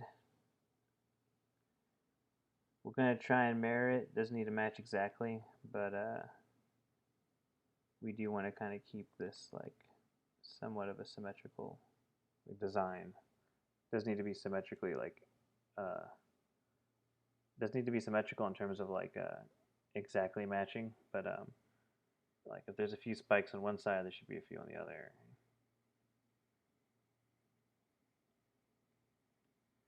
You know, it's got like these center line of spikes here.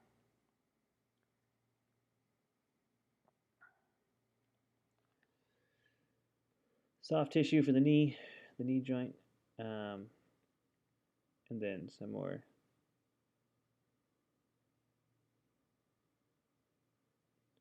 spikes for the legs. And we're coming to the home stretch here. Just gonna quickly block in this kind of stuff here. Now, the more precise I am with my lines, the easier it's going to be to paint them, like to finish them, like really finish them up, not just like a quick sketch. But like, if I'm really precise with my lines, it kind of they're just my guides to like what I'm going to do with this image, and the more time I spend on them, the easier it's going to be to like really paint them up. Like I'm not going to have to be thinking about what's going on. And the looser I am with my lines, the more I'm going to have to make up on the go. Like we're going to have to really think about like, okay, what are these details? What does this look like? Why is this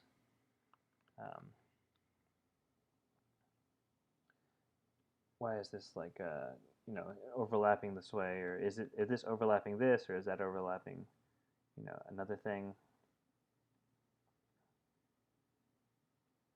So that's like the main. So right here I'm trying to work out like exactly kind of these wrinkles. And then right here I got two spikes kind of touching each other. They can't really happen.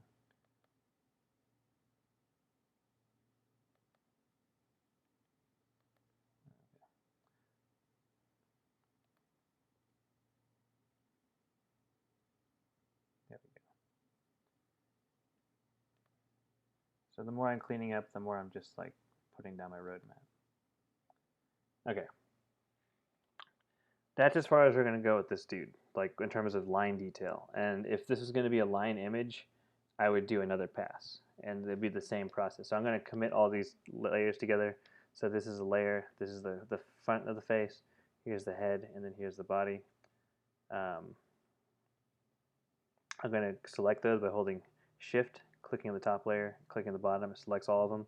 I'm going to press Command E, or I'm going to just go to, I'm going to right click and just, it'll say like merge down.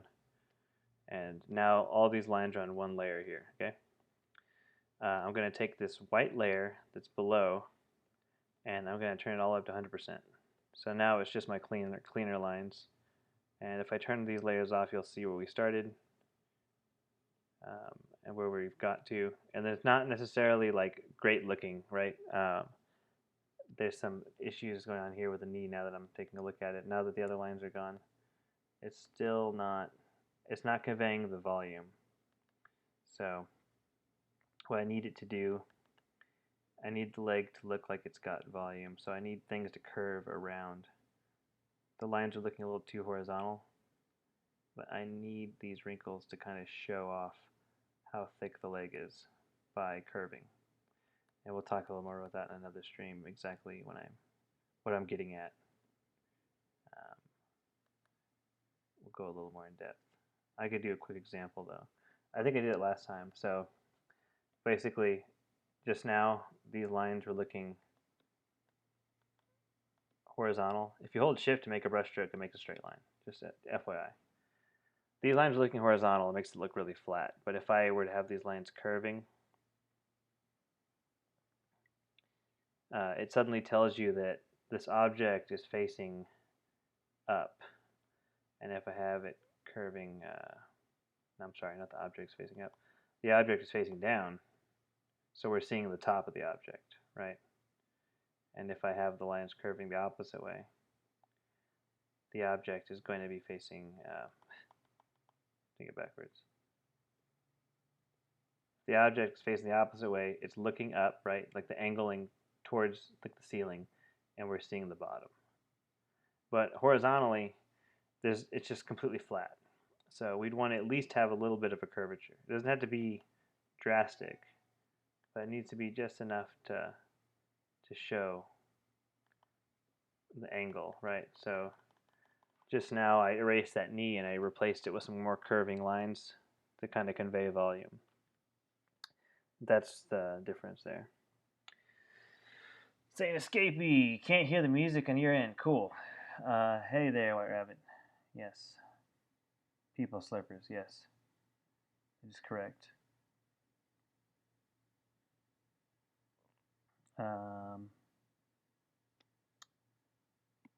Let's see now. So we got the lines here. Let's fill in some color in this case now. So we're not going to go further with these lines. So I'm going to add new layer. Shift Command in, like I said before. And we're going to put the new layer underneath the lines. And let's go ahead and color code the lines just so y'all can see it better on the stream. I'll make them blue this time. So that blue layer here is my line layer. And the layer underneath it is going to be yellow. So yellow is the fill. Let's go ahead and, if I double click the name, layer 6, it'll allow me to edit that. So I'm going to call it fill. And the top layer, I'll double click that and we'll put lines. So we'll make sure my lines are set to multiply. You don't see a difference now, but it'll factor in when we start coloring. And then the fill layer, it's blank right now. And it's on normal. It doesn't need to be set to anything. I'm just going to take a random color. Like let's just do like this yellow, kind of like weird yellow color.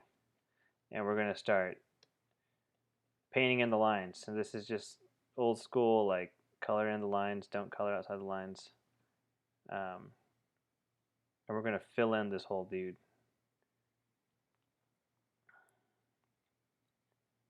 So, try and keep the lines neat in this stage. Try and stay within the lines in this stage. Try and make your colors look neat. The silhouette of this creature that we're coloring in right now, we're basically filling in the silhouette, right? So the neater we can make it look, the better it's going to look at the end when it comes time to like turn off the lines and fix up the image right at the end. We're going to do that. We're just going to turn off all the lines and we'll see what it's looking like. Bye, White Rabbit. White Wabbit. Okay. Keep filling in. So you don't need to worry so much in the middle, right? But on these edges, we want to kind of pay attention. Now, we can zoom in and really kind of get a good, clean edge going.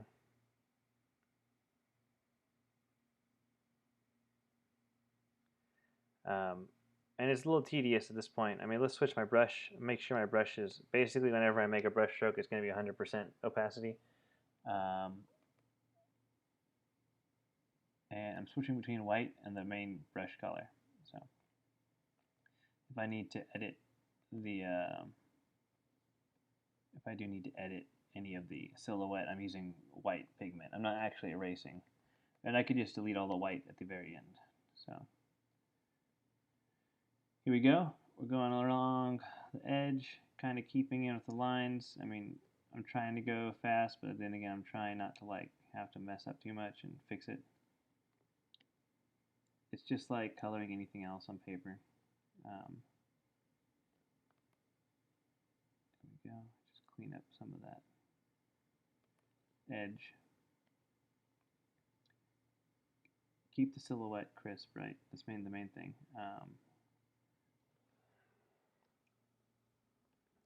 So we're going to do something where we're going to combine the line layer to this fill layer right before we really get into painting. But we're going to adjust the color of the lines so that they don't look so different. But by the time we're done with this whole dude, the lines are going to be gone. So, like I said, just stay within the lines basically. I mean, it's like the #1 rule of coloring. Stay on the lines, unless you're like painting, in which case there's no lines really. But we're going to just retain the silhouette.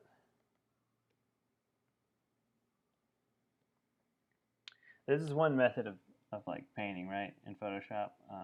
It starts by, you plan out the image with line, you clean it up, make sure it's nice and neat, you lay down your colors, and then we're going to start like adding shadows and light, and by the time we're done we'll have like a creature, right? And we can go to various lengths in terms of finish. I'm just trying to show the design on a basic level. I'm not trying to make like a really fancy final image. I'm going to throw this on a blog, and then my buddy's going to do his robot challenger, the robot challenger to my insect dude. And ideally the robot challenger would be suited to destroy this insect guy, and then I'll have to design a monster to destroy that robot. I'm putting in stipulations though. Since this guy only hunts individual victims, whatever robot he designs can't like destroy a city, right? Because that would defeat the purpose of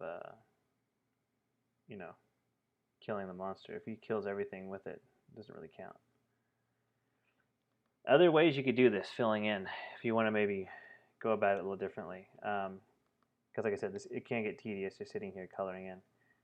You can take the lasso tool and start outlining the shapes. As you go along with the lasso tool, you'll basically have opportunities where you can just let it go, and you'll see you've got the selection made. If you hold shift, you'll be able to add on to that. So basically, the best practice is to go for a little bit, let go, and then you can hold option and you can delete bits that you don't want. Scroll down here, let go.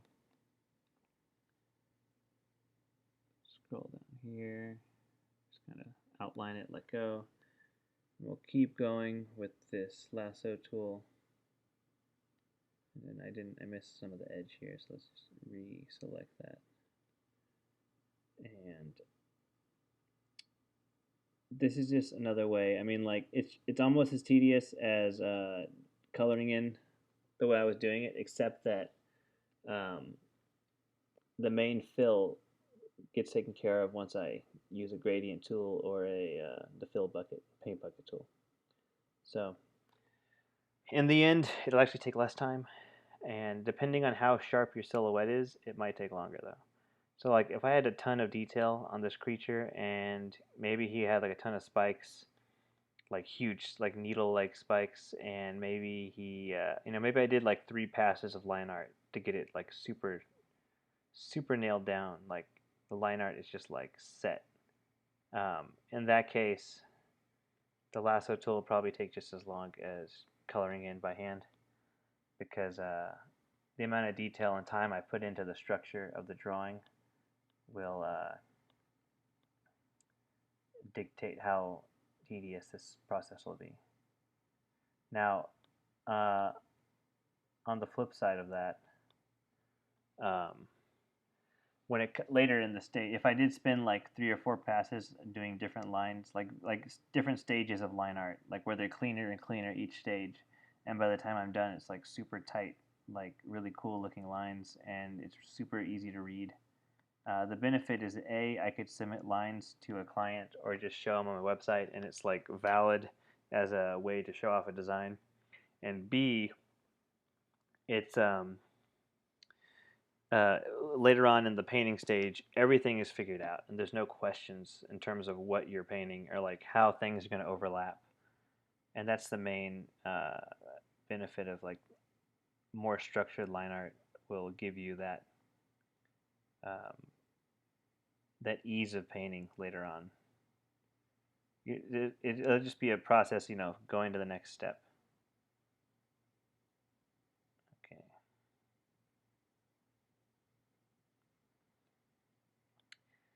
So now, okay, let's say I've selected my bits here. I just press G for the gradient tool, and I can fill in those areas. Press deselect. Deselect is Command D, or you can go up to Edit, and there's a deselect option, and I'm sorry, there's a panel called Select, and you can go to Deselect, the second option up there. So that lasso tool was pretty good. The lasso tool sometimes can really mess up. That's why I don't often use that. You can also use the polygonal lasso, and that'll involve, it basically creates your selection in a series of straight lines. But you can come down here and you can sit here and really click out the shape. And it's a little nicer because you're not having to move your hand it's not as loose as the regular lasso tool. It really does keep more of a structure to your selection. And if you're clicking within the lines itself, it won't matter. You're not going to tell which one you used. Definitely, if your image is like a vehicle or like a structure that has a bunch of straight lines, the polygonal lasso tool is going to be a better option. Like that's like a no-brainer. Like use the tool that's going to help you get the right selection you want.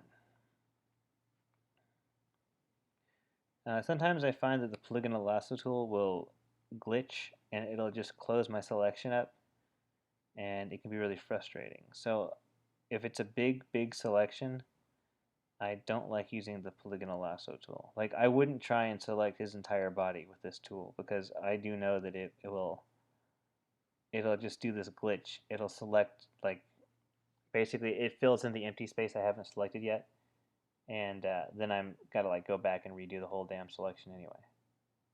Okay, so there, that worked out. G, fill it in, deselect. Now the other option is to use the pen tool. The pen tool is one of my favorite ones because it does great straight lines and curves, and it doesn't have any glitching the same way the other tools do. Okay, so pen tool works like this. Okay, you might have seen this before. If you click, you create a point. Click somewhere else, you create a straight line between those 2 points. If I click a third time and hold it, I can create a curve. They're called like the Bezier curves. So they're very precise, smooth, fluid curves I can create, right? Now, oftentimes people click and they create the curve and they let go and then they click again, and you'll notice that it automatically completes this curve whether or not I wanted it. So if I click undo, it'll take that point back. In order to stop that from happening, you need to hold Option and you hover over that point and click again, and it's going to stop. You'll see that giant selection line disappeared. Let me make sure you can see this. Yeah, that selection line disappeared. And you know what? I'm just realizing y'all can't even see my cursor, so I have to switch this to display capture. And I think you should see my cursor now. Let me turn off the Photoshop capture, and now you can see, you should be able to see my cursor. Yeah, okay. So the pen tool, it's got the little fountain pen tip. You Option click to stop the curving from continuing, and then if you click again, it'll create a straight line, and you can click one more time, and you create a shape. Now, from here, you've created a vector shape. It's like a vector point, and you can do different things with it. You can make lines, or you can make a big object. My chat's up here, so y'all can see. And lastly, you can make a selection. So what I'm creating with this pen tool is I'm creating a path. So if you look down at these windows to the bottom right, you'll see that there's a window called Paths. So I click on Paths and it says Work Path. If I tap on Work Path, it highlights it. So let me just take this little white arrow. If you click with the white arrow, it deselects your work path. If I click Work Path, you'll see it highlight again, or you should. There you go. Down here, there's several little options. There's a solid color. If I click that, it fills up anything within my work path. So you can already see how that's going to really help us color in this image. I'm going to undo that. There's also a stroke. So that basically takes the lines I've made and it creates a stroke. If I click on the stroke button when I have the brush tool activated, I'll be able to affect the quality of the line with the brush tool setting. So like if my brush tool is like at 300%, it's a huge line. If I undo that, and if my brush tool like 6%, it's a smaller line, right? And lastly, there's this dotted line circle. If I click that, it transforms my path into a selection, which is great because now I can use this selection to cut things out or transform or warp anything I want. So let's just deselect it now, and let's use the pen tool now to complete our last selections. P for the pen tool, or you can click the little pen icon. So we're going to tap points. You can do it two ways. You could just tap endless amounts of points to achieve the curves you need. Or you can start tapping ahead, and you can pull. You use these handles to match the curve. You come back, hold Option, click, continue clicking. When it comes time for like a long stretch, you can use that to kind of match the curve. Click again, end it. Here's this. We're going to create this little curve here using this pen tool. So I'm going to click not at the top of this point here, but right here in the middle of the point because I know how this behaves, and it's going to be a better curve for what I'm looking for. If I click here, Option, click again, click the point, adjust the curve to match, Option, click to close it. So keep doing that Option, click, and you'll close your curve. And the pen tool is one of my favorite tools to use when I'm doing very precise coloring work. If I ever have to like paint something that needs to look like 3D, like an actual 3D character, the pen tool will give you a precise edge that the marquee tool will not. That's just how it works in Photoshop. So we're going to continue going down. This, in a way, this will be like the fastest method to select everything and color it in. Because we have the option of curving and creating straight lines in the same tool, and it saves everything. Each of these points is like a little data point. So if I were to accidentally, you notice I'm not holding anything down, I'm just clicking as I go. So it's one of the major benefits is that like if I accidentally let go, it's not going to close my selection. It's a slow buildup. Curve to match. I'll go ahead. See, I'm going to go ahead and go outside the line art to make this curve look a little nicer here. Curve to match. So there's still moments, because I didn't clean up my line art any further than I did, there's still moments for me to come in here and kind of fix some of the shapes with the pen tool. Click. Adjust to that curve. Option click. Close. We can just tap. See, like we don't have to use that curving function either. You could just tap everything, but it does get a little. It gets a little, complex when you could just utilize the tool a little more. It's like saying that you can make a right turn, or you can do 3 left turns. It's like both will get you in the same direction, but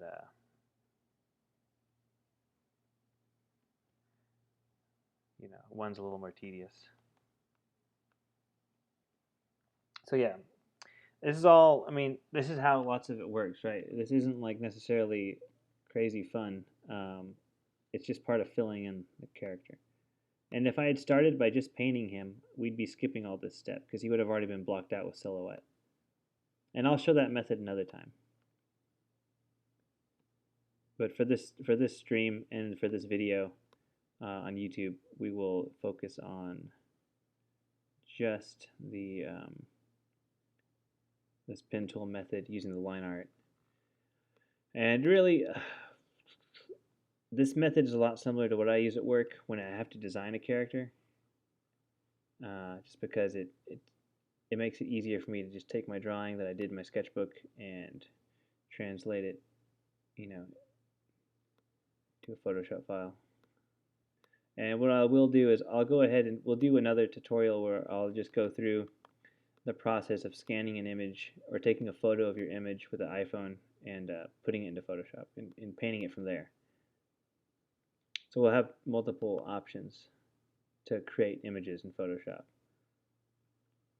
And each time I do these tutorials, I'll use this little challenge that my friend and I are doing with each other to guide the subject matter. So it'll always be some kind of monster, but ideally the monster will change based on the robot that my friend has designed to challenge me. So this is like a guided design, which is the better kind of design because to just draw a monster, it's just it's kind of arbitrary exercise in like designing a creature. But if I have a specific set of abilities this creature has, it really will influence the final output. Let's see here.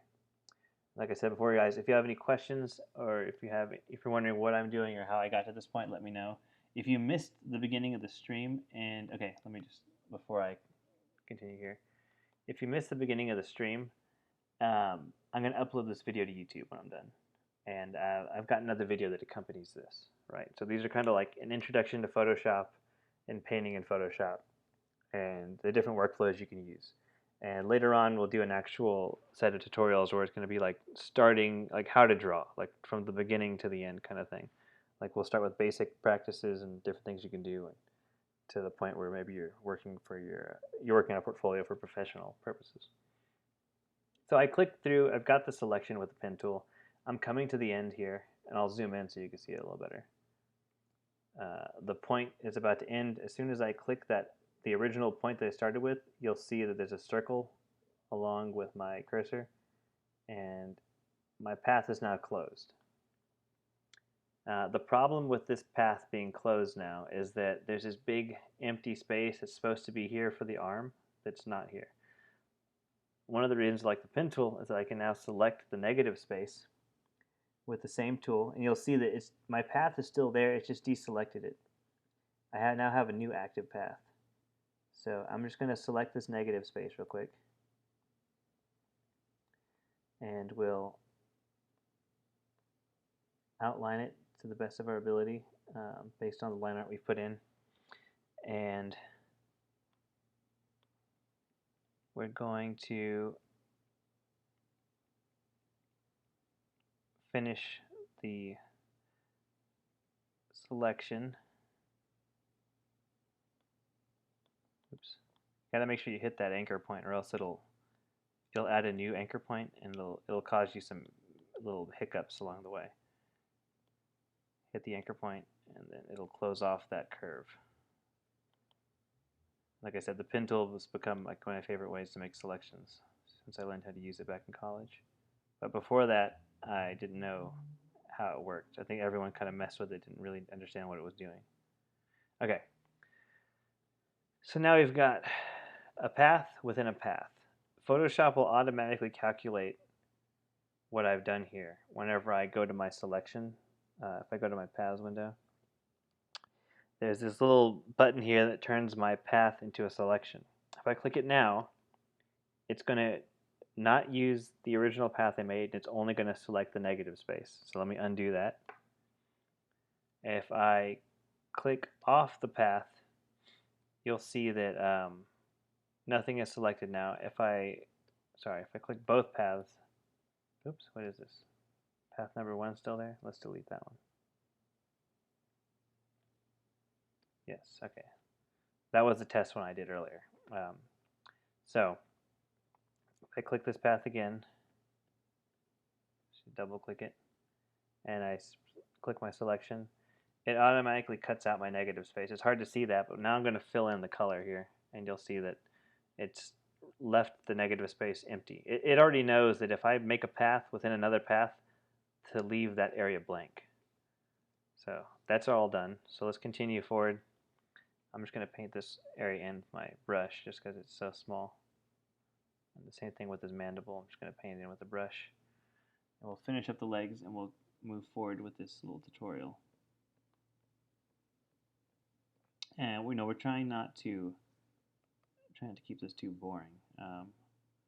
Ideally, like I said, if you're in the chat, if you're watching this on Twitch and you're in the chat, let me know if you have any questions. If you are watching this on YouTube and you have any questions or you're not clear about what I'm doing, you can leave a comment and I'll get back to you. And if you're looking to watch these live, it's www.twitch.tv/Micah086. And I'm doing a series of these little tutorials. And if you want to watch live and be able to ask some questions live, your opportunity to do that will be on the Twitch stream. I don't currently have a Twitch streaming schedule yet, so following the channel will be the best way to get you update on when I'm going live, and I will have a set schedule up later on in a few weeks. That's kind of been I've been kind of promising that for a while now, but I need to really just work out a good schedule that allows me to get my work done that I have to do and stream when my girlfriend streams on Twitch, so like I can't stream at the same time she does, or else the internet won't behave so well for us. Let's switch to the pen tool for that curve. Same thing here.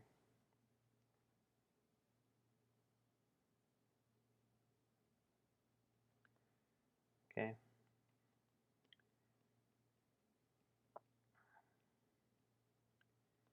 Just try and hurry and select this now so we can move on to the next step. Now, ideally, if you're watching this on YouTube, you could totally skip ahead to the point where I'm done with this coloring, and we'll go to the next step.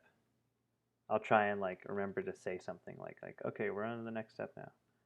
But this part it does just get a little slow. But yeah, and it's not too much faster than this though. I mean, with work, other than the fact that I'm kind of talking in real time, using the pen tool to make my selection before I really start painting. If I'm really designing something, if I'm just doodling around on Photoshop just to practice something or just do a study, if I'm doing a study, I never use my pen tool, right? If I'm doing a life drawing or a still life specifically, it's always going to be the brush tool on the canvas. I try and make it as traditional as possible because I want to train my hand to have the muscle memory to make the correct movements I need. I'm not trying to learn how to master the pen tool when I'm doing a still life. I'm trying to master the light and learn how to convey the light and shadow. So using the pen tool is less of a concern to me. And I've had people ask me before when I've done still life images, they're like, why aren't you using this? And the main reason is that Photoshop makes painting a lot easier than it is in real life. So when it comes time to study, I want to approximate real life painting as much as I can, but of course I'm using Photoshop for work, so I don't need it to be exactly like real life painting. But when it comes to work, actual work, I'll always use the fastest method possible, or 3D. I'll use 3D and ZBrush and Keyshot, depending on the style of the job I'm doing. Like any film work I do some small film projects still with some indie directors, and any of the design work for them I normally do in 3D because when oftentimes they're showing the pieces to get more funding, and so the more finished the piece can look, the better it'll be for them to achieve like the kind of funding they're looking for, so they can actually make the film. With larger films, of course, that same thing happens, but they normally have a nice bank of cash they can kind of throw at a project beforehand. Like a studio can invest X amount of money before the project's really started. So that'll happen oftentimes. You'll hear about a studio starting up a project, and then you'll hear like a month later, like, oh, it was canceled. And you'll wonder, like, oh, that's weird. I guess they just didn't do anything for it. But normally it's a concept art phase that they jump through, and then like maybe the writing doesn't turn out the way people think it would, and they just decide to cancel it because it's too much of a risk. As big companies don't like risk. It's a big investment for them, and unless it's a proven success in the past, they're not going to invest in it. That's why there's so many sequels and remakes. We could talk about that later, though.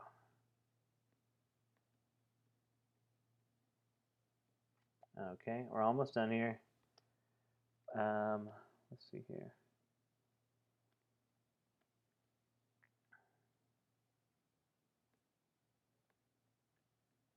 Here we go.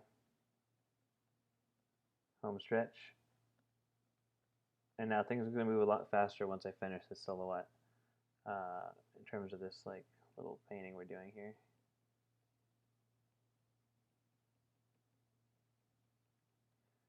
And 1, 2.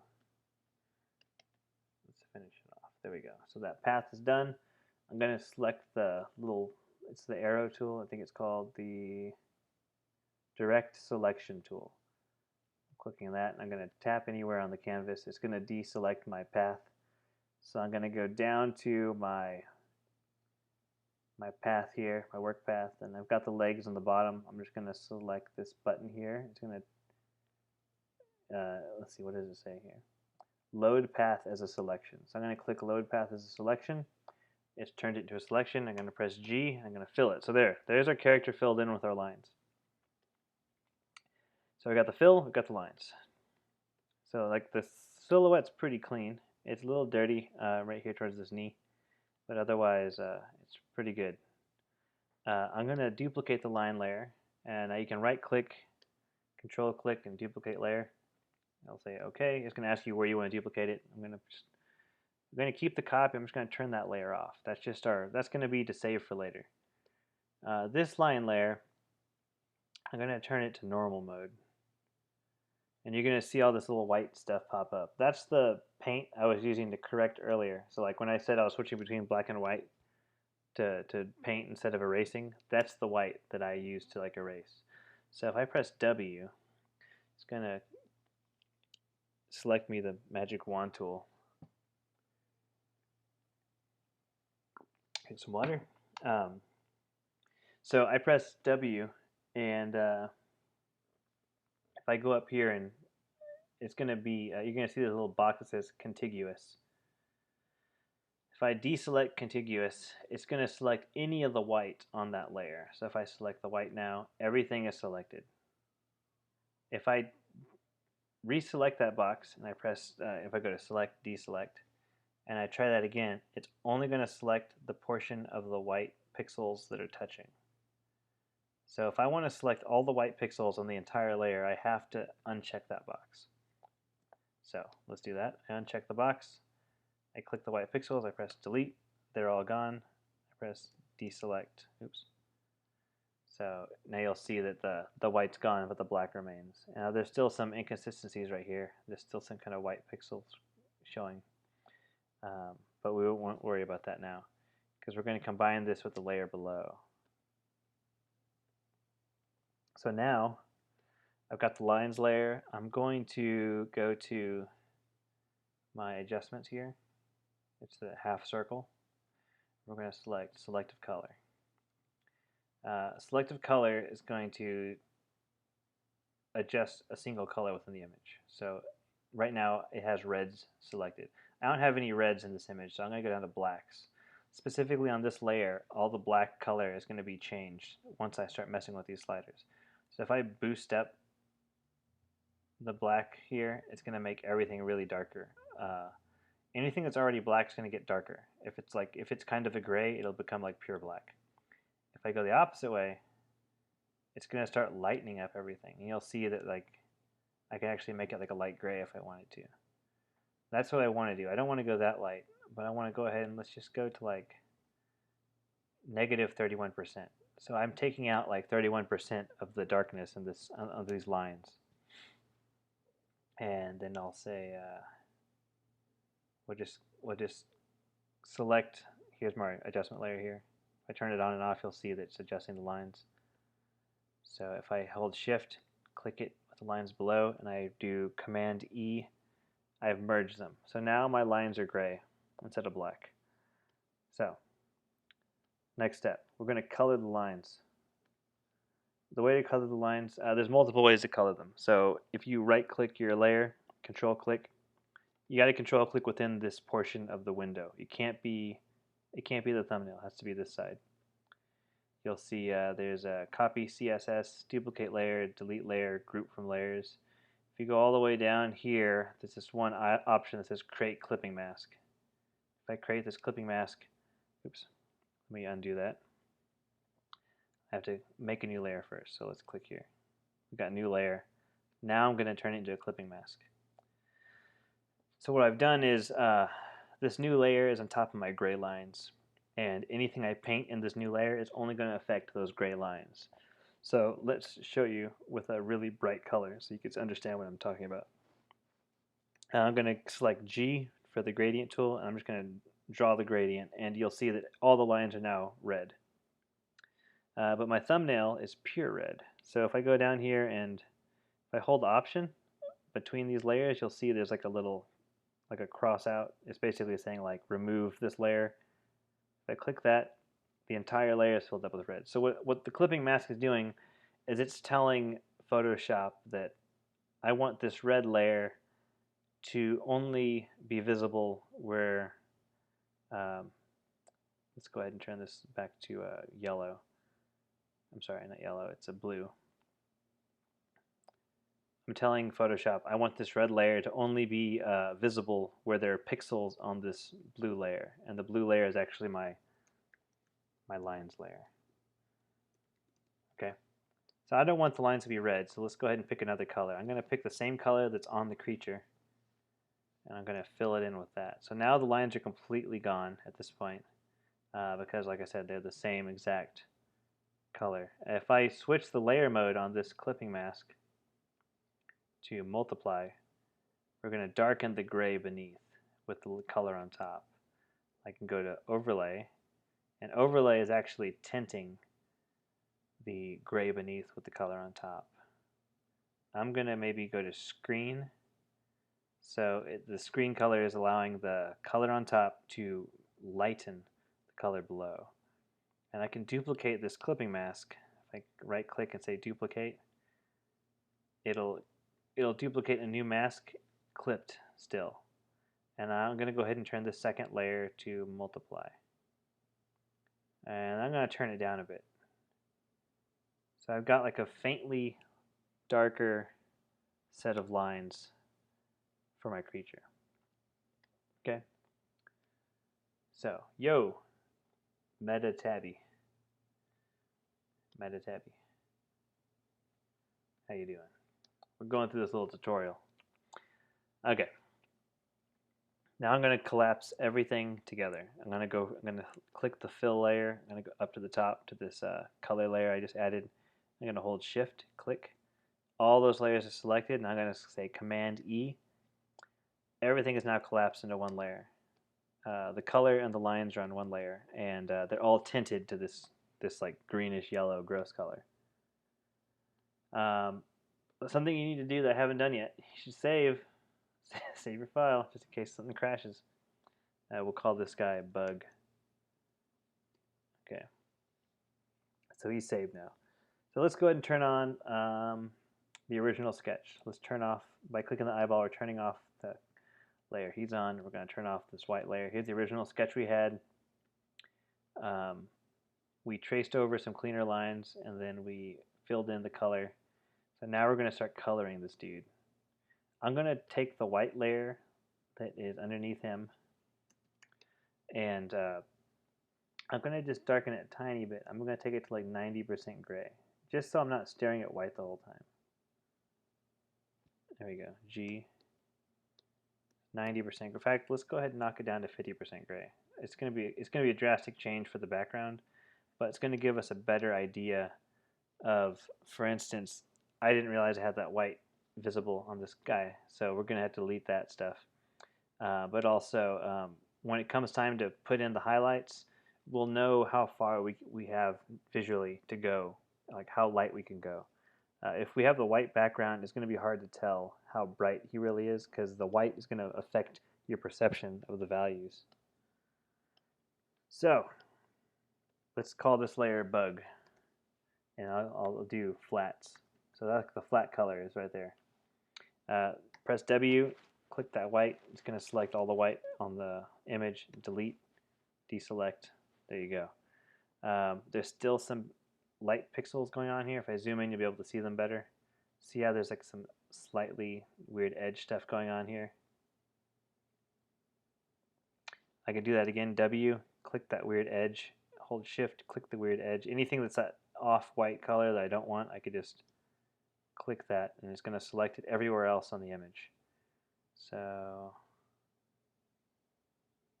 there we go. Now all these off-white colors should be selected. I just delete that, zoom out.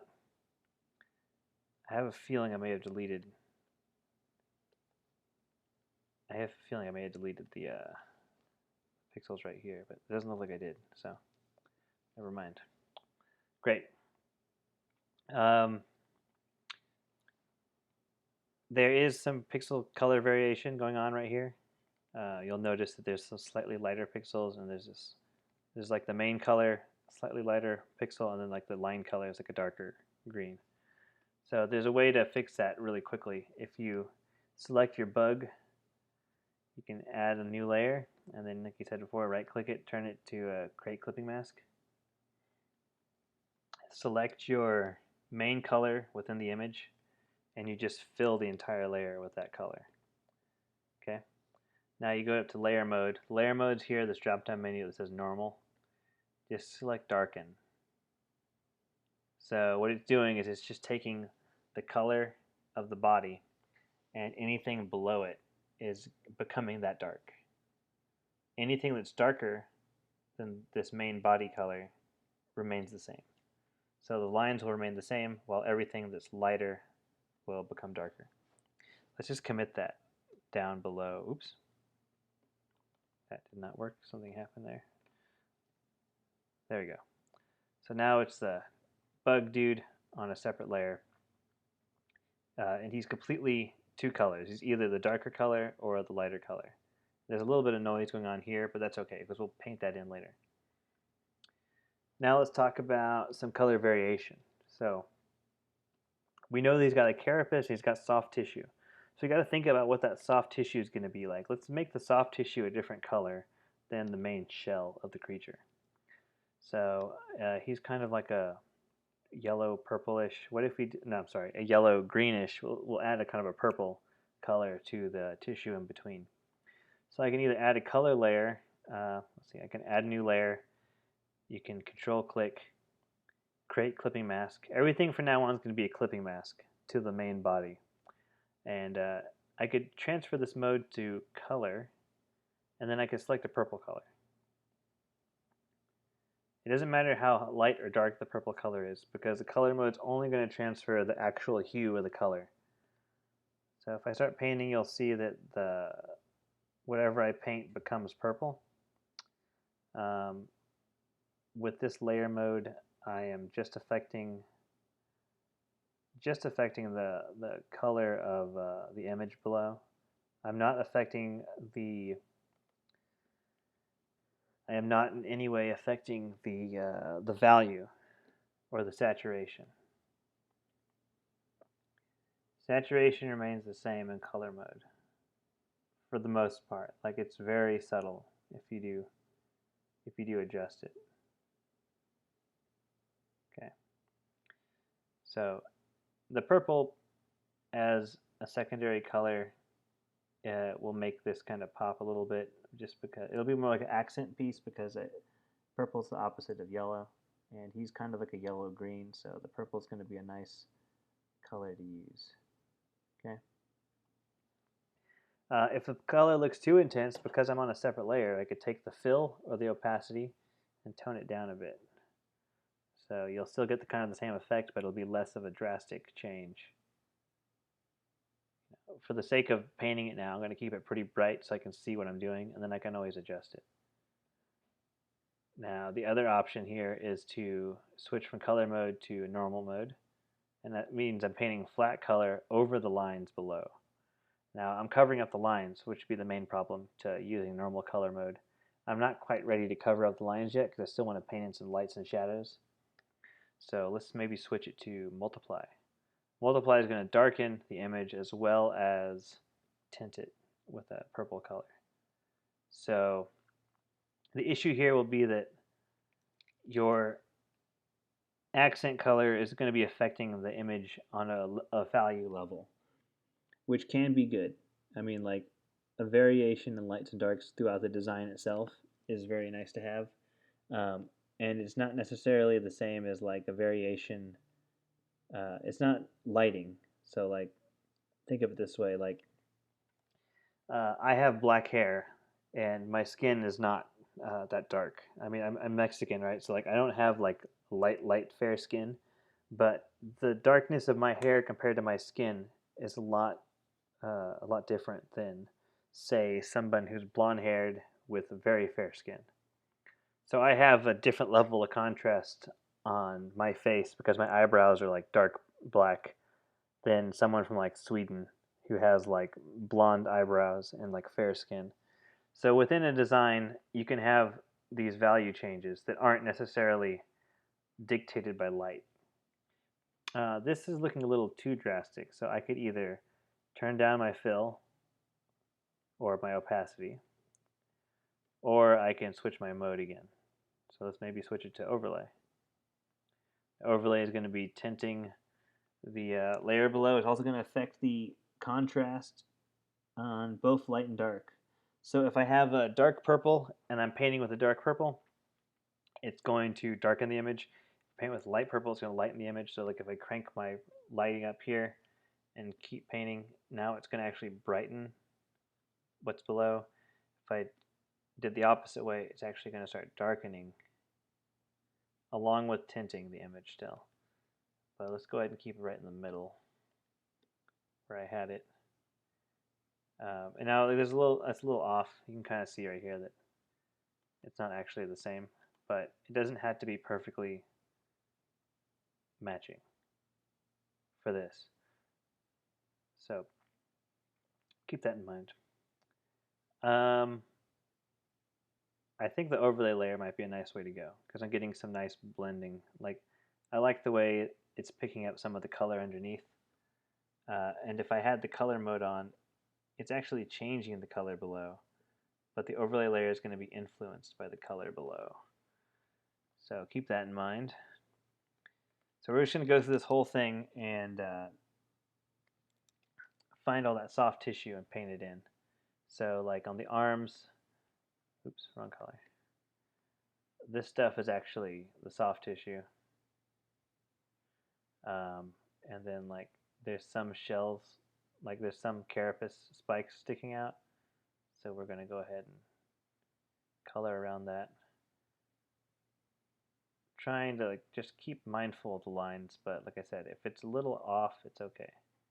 And this is another opportunity for me to fix what's going on with the lines. Like if there's a shape I'm not pleased with, this is an opportunity for me to fix that shape. Or if there's a shape I'm very pleased with and the lines capture it very well, I'll make sure to stay within the lines. But I'm really going to start thinking about like shapes. In this case, like we've gotten past the line, we're going to focus on like big color shapes and like just a contrast in sizes of shapes. We want small, medium, and large throughout our image. Let's see here. Let's clean up just that edge just a little bit. Oops, it's the wrong color. And if you're using an overlay layer, and like me, I'm used to going back and forth with X. If you switch your secondary color to 0 saturation and right at 50%, the overlay layer does not work with 50% gray. It has to have a value difference beyond the 50% gray because the overlay layer works with the value that is in the that's in the pixels and the hue in saturation. So it basically takes all those factors into account. But if you take away the hue and saturation, so you make it gray, and if you turn the value to 50, which is basically saying it's neutral, it's not light or dark, it's 50%, the overlay layer no longer works anymore, right? Same with the soft light layer. Soft light is like an overlay layer, but it's slightly less powerful in terms of the effect. So it's like a subtler overlay layer. We're just going to go in here and paint the soft tissue. The further we go along with this kind of stuff too, like the further we make headway with it,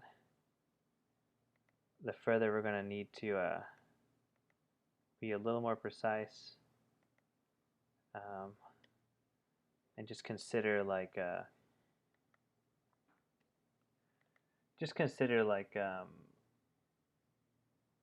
these shapes that we're now making are possibly going to be the final look of the shapes in the finished image. So, with that in mind, you'll understand, like, if you see me stopping to correct something, we'll go and fix it now. Because later on, I just want to worry about lighting it and not having to worry about the correctness of the shapes. And it's not necessarily correctness, but even just like making it more interesting. Okay, so there we go. Let's flip it just to kind of get a fresher look on it. And one more time, just do something real quick. Let's just kind of power through this now.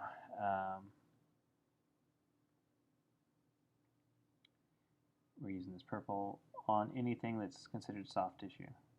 And we can always go back in at the end and change all these colors because this is Photoshop and color adjustments exist. So we might go around and play with those adjustments before we really finish this. So he might end up looking completely different than this in terms of color. But I do just want to go forward with these two colors now. Let's see, he is needing some variation. There we go.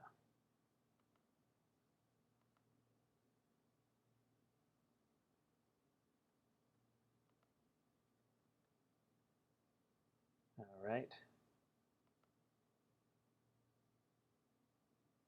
Yeah.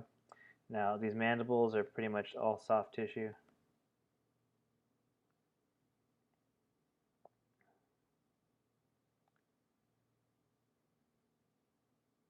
Any of this areas where like there's like it looks like the plating kind of separates. We could also come back in here and add in little plates that are kind of like almost think of them like moles or warts, where there's just like a random variation that occurs. The blade from behind will be the carapace color, and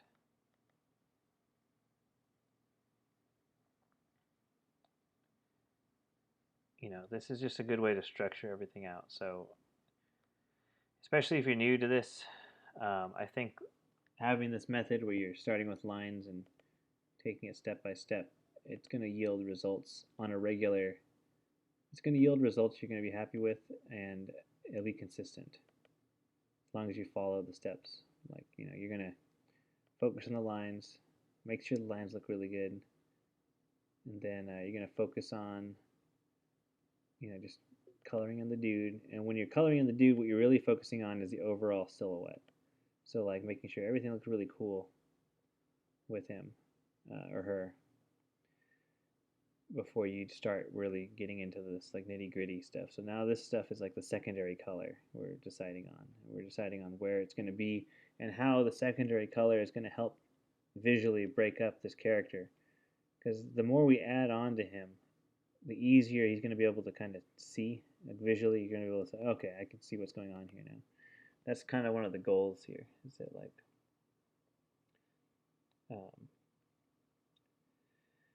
with every step, the image is becoming clearer. The design is becoming very clear.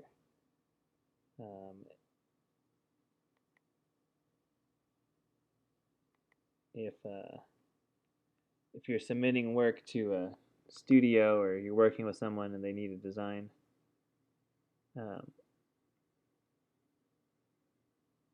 this making sure that the design is very clear is like the most important part. It can't be so messy that you can't understand what's going on. Okay.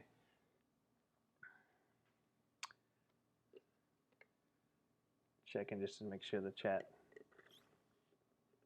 I want to make sure I'm addressing chat appropriately, depending on who's in here. And if you're on YouTube, just leave a comment. And if you're on YouTube or Twitch and there's something I'm not doing that I should be doing in terms of like if I sound too quiet or if maybe if I'm stuttering too much or something, or like not stuttering but like tripping up my words, let me know. I'll make a note of that in the future. But yeah, so we are just going to get through this little section here. And if you're watching this, it's like there's this thing too where if you're not confident in how you draw and you're watching this and you're like ahead of me, then you're probably working too fast. Like part of the reason it's taking this long is because I'm trying to be a little bit precise with what I'm doing, making sure that the shapes are getting cleaned up as I go along here. And if you're really new to this and you're kind of like ahead of me and your design is just as complicated as my design, then you're going way too fast. And what you're probably doing is you're skipping the quality control. You're skipping the fact that this is going to have to be presented, in the end. And you do want some level of neatness to it, right? Even if your painting looks messy, it needs to look beautifully messy. It needs to look like very cleverly rendered.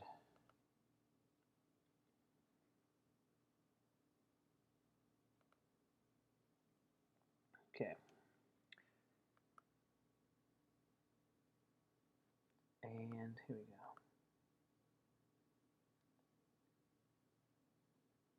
So I'm just thinking about like correcting certain parts of this, even though the line art might not be aligning correctly with what I'm doing. At this point, I'm fixing things.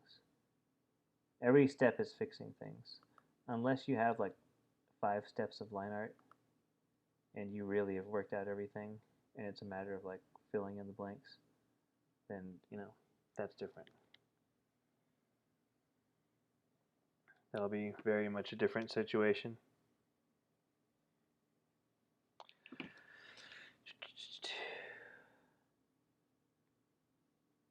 Okay.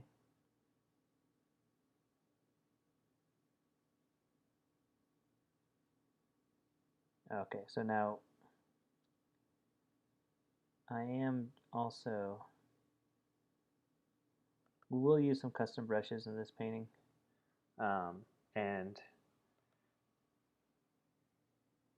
that'll be right at the very end, mainly. The way I use custom brushes is typically just to add some new textures, kind of keep some interesting textures going within the image.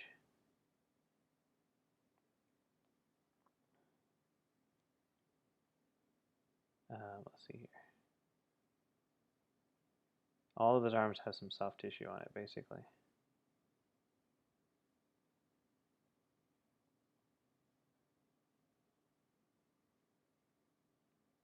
And then we have the spikes that are opposite color.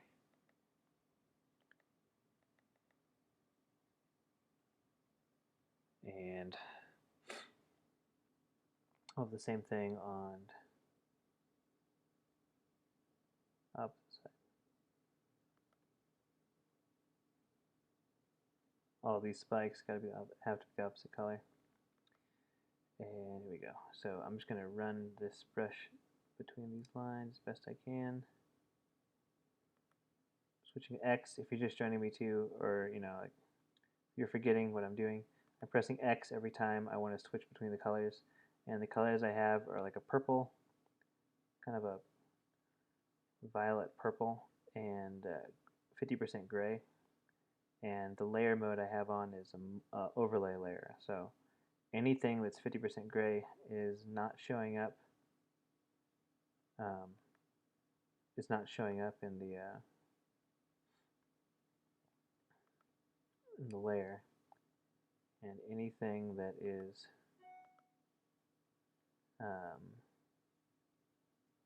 the purple is not only is it getting painted on, but it's being affected by the layer below. So that's why it kind of looks like a weird magenta, because it's got this like greenish gross color underneath.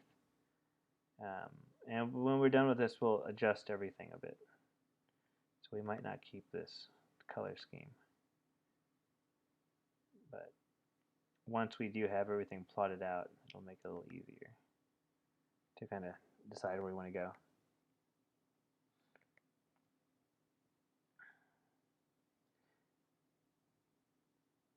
You can go through and select this stuff with like the pen tool if you want to, with the lasso tool. But at this point, kind of chiseling out the shapes is more fun for me. I mean, it really does feel like I'm like painting and coloring now. Now that I've got the more boring parts done. And the boring part mainly is like the fill. The main fill for the character can get kind of annoying because it's just filling in color. Okay. So that's going to overlap. We're not going to see that tissue back there.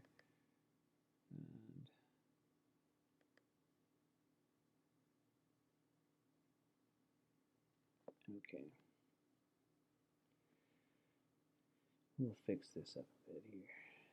This joint, any of these joints need to have that kind of, they need to have some kind of malleability. So we will add in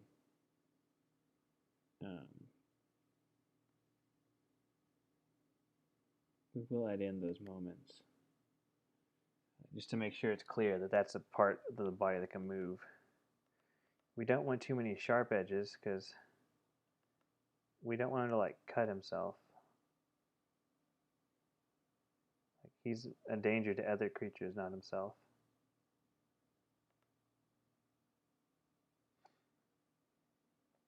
And yeah, I mean, this is the sum of it. I mean, like, speed painting is great. I have fun speed painting, and I have fun like drawing really fast in my sketchbook or something sometimes. But like this kind of slow planning is, in the end, like the way I like to work when it comes to designing, because it gives you several steps to address a design, several steps, several opportunities to really fix something you may have screwed up, and that's very valuable.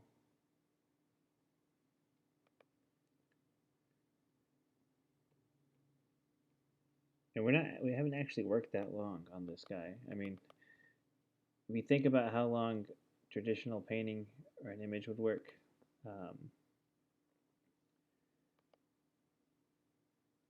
artists used to work for weeks on an oil painting. And if you want to have, in the past, higher resolution for like a traditional image means a bigger piece of paper.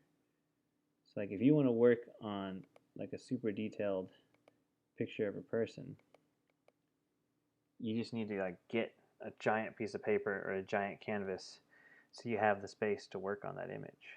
And that's something that most people take for granted now. Let's convert this image to inches real quick, and we'll take a look at this. I guess let me rephrase that. I normally work at like a higher resolution than this. So let's get image size at 300 pixels. Right now we're working at, it's only a 8.5 inches, but when I'm normally working at, let's see here, I normally want the width to be like 4,000. That's okay. Make it a little bigger. Since we're so early in this painting, I could still make that kind of adjustment, and it won't really affect anything. So let's take a look at, it's like 13 by 17. Imagine a 13 by 17 inch piece of paper. It's a pretty big piece of paper, and you're filling it up mainly with this art. And you got to sit there and let it, let everything kind of dry and kind of go through the whole process. But we're actually making some pretty good progress because it's only been, we did 30 minutes for the line art image, and I can't think how much time we spent on this part, but we're done. I think we're done here. We got to just do this one area right here on the other side. But yeah, like that's our flats.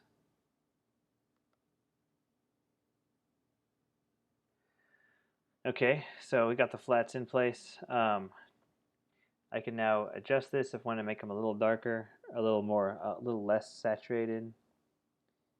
I do want to keep it a little up on the saturation level, but I'd like to add that saturation later in the stage. I do want to really change these colors. This guy's got a pretty gross looking color right now, and I'm wondering if I can't make it look a little sleeker looking. I'm just going to do Command U, and we're going to adjust the hue. We can add some more blue to it. It's going to give it a cool looking color. So everything above it is being affected because I remember I had an overlay layer, not a color layer. So naturally everything's going to kind of harmonize a bit.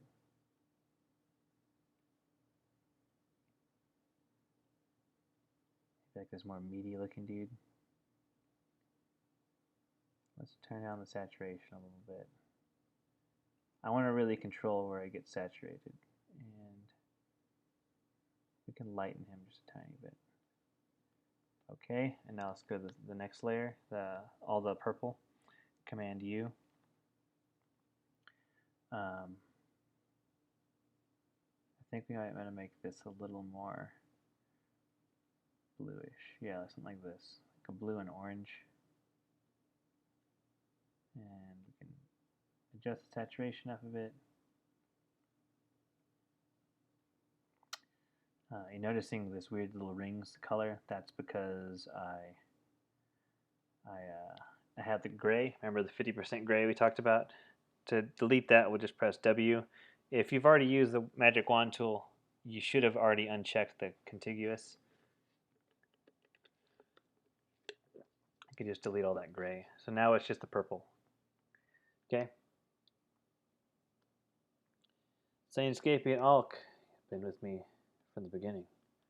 Okay, let's do a lighting pass now. So I'm going to just highlight those layers, shift click, put them in a folder. Now I'm going to right click to duplicate. Say OK. Right click again. We're going to say merge group. And so this is the same dude, but now it's all in one layer. And we're going to worry about the lighting now. Let's start by, you can think about this two ways. You can think about it as we're adding shadows or we're adding light. But you got to think about one first and the other. So we'll do one method of, we'll do adding, I want to say let's do the adding shadows. So this is like the most common method, right? So if I were to create a new layer, switch it to multiply, and I'll just kind of make it clipping by holding Option. Whatever color I paint in this top layer will be a shadow. basically, right? That's basically as straightforward as you get. So if I paint now, that's pretty dark. Let's undo that. Typically, if a character is outside in the open, the shadows on a person, like out in a sunny day, will be kind of blue, mainly because the sky is blue, so it'll affect the color of the character.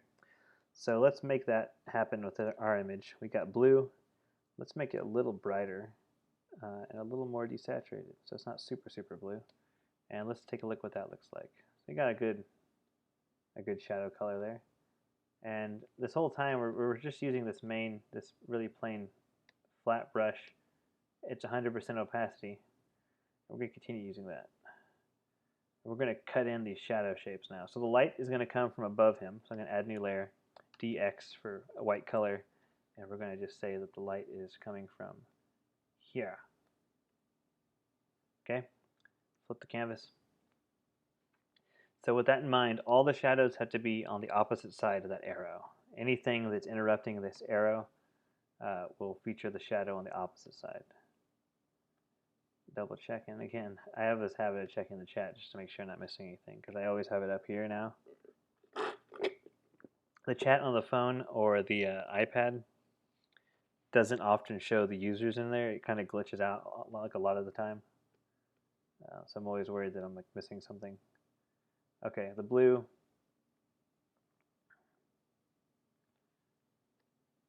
That's a little too dark. That one looks a little nicer. Let's do a little 80%. There we go. Perfect. Okay, so we'll start with this shoulder. So right here, the light's coming down. Everything on this opposite side is going to be darker.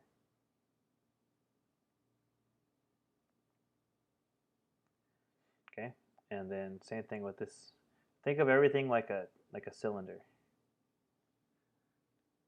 This part, this edge of this arm is going to be all dark in shadow.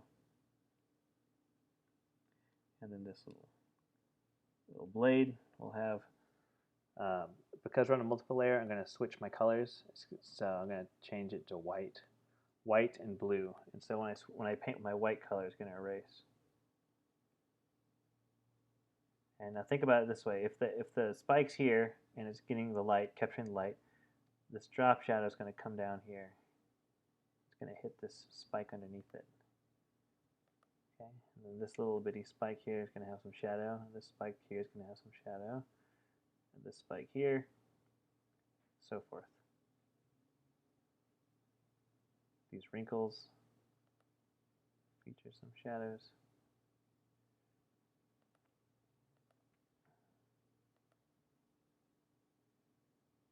Okay.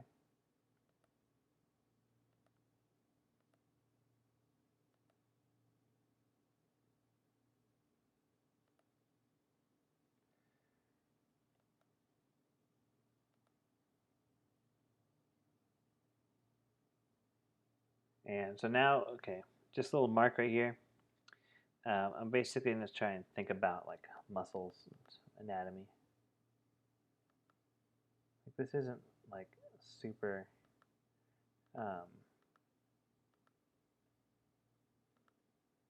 like a precise piece, right? We probably think about lots of that anatomy and that kind of stuff a lot more if it were a real job. This is kind of just like a sketch I'm painting. I'm not too worried about it, but I do want to consider like how this stuff moves. So you can see how we're going now. We got this shadow we're kind of placing in here, and it's helping really define where things are.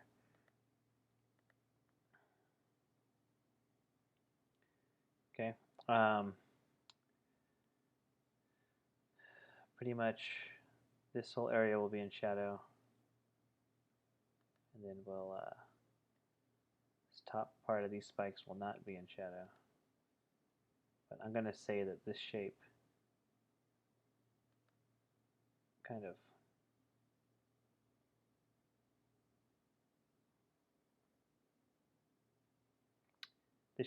terminates here.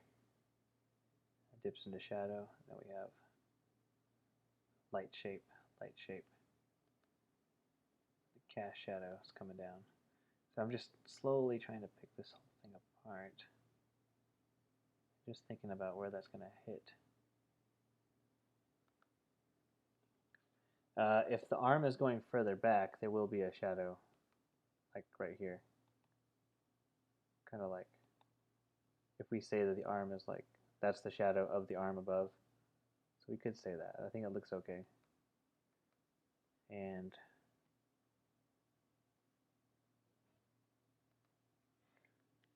in that case, this whole area should be in shadow, and then we're going to have this light spot that's carved out right here. Like the arm is not. If the shadow back here is the arm up there, we will have a little bit of a gap here where you're going to see some sunlight peeking through.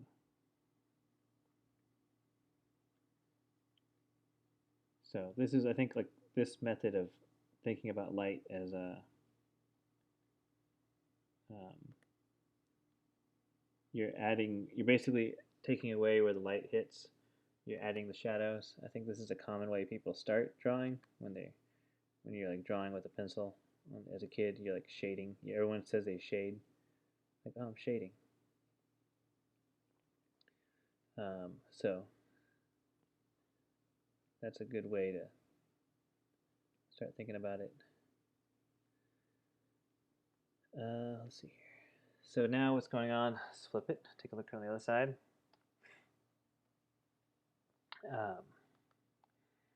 Any of these spikes that have that, basically you have like a plane that's facing up. These spikes would need to have that plane receive light. This spike sticking out, you'd probably get some light. This whole thing here, this spike would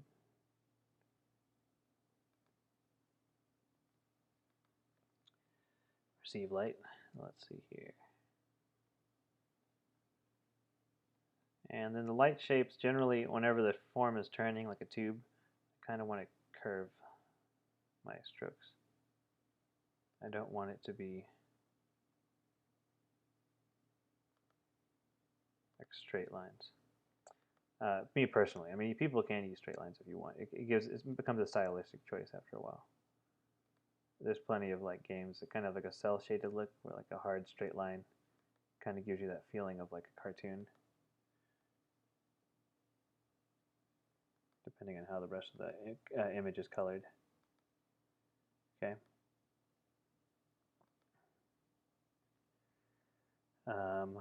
Let's see here. I'm just going to color all this in shadow, and then we'll take off some right there. And then this should be in light. I'm just trying to imagine it, you know. All that would be in shadow. This part of the arm here would be in shadow. And then we can kind of come in here, flip it. Same thing on the opposite side now. Everything under here would be in shadow.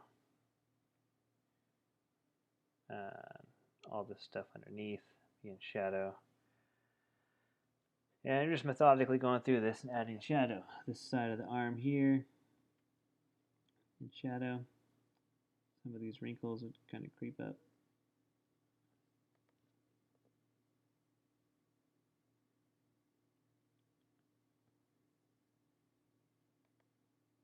Okay.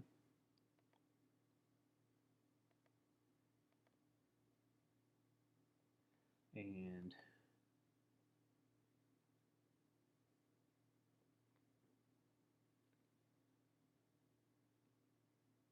all this would be the edge and shadow right here. And we'll worry about the head in a little bit, because it's just going to get a little messier on there.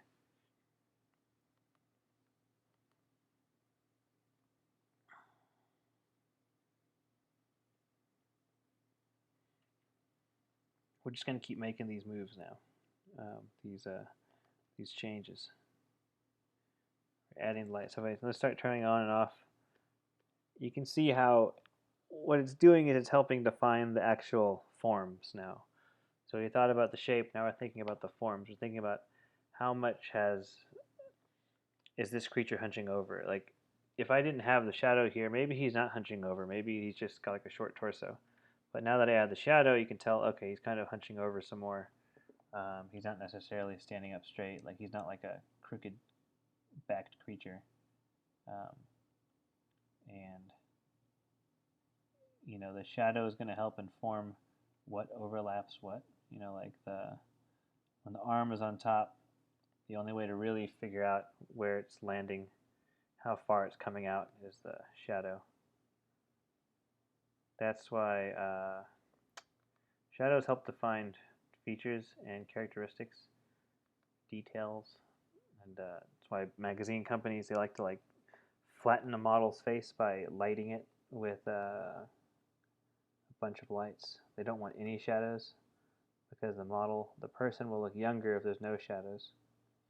And that's reflected in the way people take selfies. People like taking selfies when they look up towards the camera. Generally they're outside looking up towards the sun or the sky, or they're in their bathroom looking up towards like their bathroom or bedroom. You assume there's a light on the ceiling. So what they're doing is you're angling your face up to A for shorten your body. It gives you kind of like a slimmer looking frame, but then B, the light is hitting your face uniformly, creating a subtle lighting effect that's going to like flatten out your features, and it's going to just help hide what you really look like. Okay. Everything in the shadow, there's going to be like an ambient occlusion generally. There is like a darker portion of shadows within the shadows themselves. It's about layering. So if something is in shadow and there's like a secondary light, let me see how to show this. If there's a shadow coming, the light's coming from above and the shadow's in below, and then if I have a secondary light, let's say I have this green layer and there's like a red light.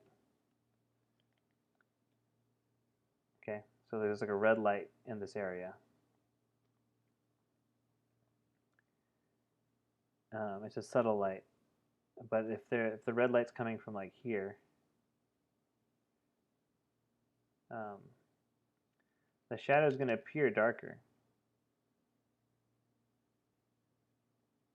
Like the red shadow doesn't look as dark as this bluer shadow because it's the absence of light. So because this light, the shadow that I'm putting on here isn't 100% black, you're assuming that there must be some kind of ambient light in the atmosphere that's causing this creature to not look 100% like dark. If it was like in a really dark room with like very little lighting, he probably would look a lot darker in terms of like the shadows that are going on, and you know, like everything will look a lot darker, harder to see. In order to showcase the design, though, I'm not going to paint him that dark, because otherwise that means you're not going to see anything if I do make him that dark. And that's more of an illustration to have like a really strong lighting idea that would hide features. In this case, I want to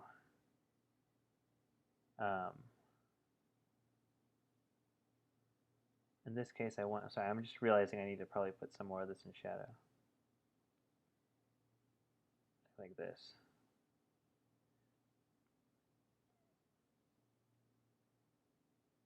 I think that would be more correct. In this case, I want to showcase the design, so I'm not making it 100% like really, really dark shadow shapes, because he's going to, you know, you need to see what he looks like for the sake of what I'm doing this for.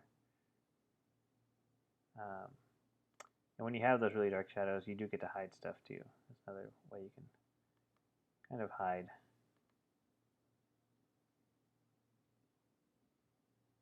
faults in your image. So I'm losing a lot of detail within this side of them. We'll add a secondary light to showcase that. Yeah, but we're going to worry about that later. I still need to finish the rest of these shadows.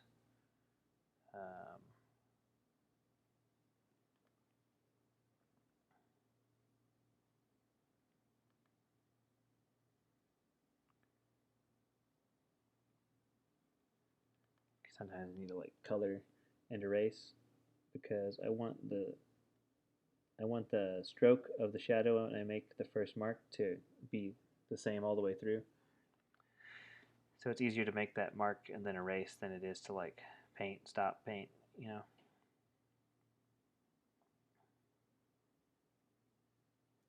If I create a shadow shape over here like this little like lip, it informs the viewer that maybe there's like a little bit of a ridge right there. And it's a way to add some new details that I didn't draw in.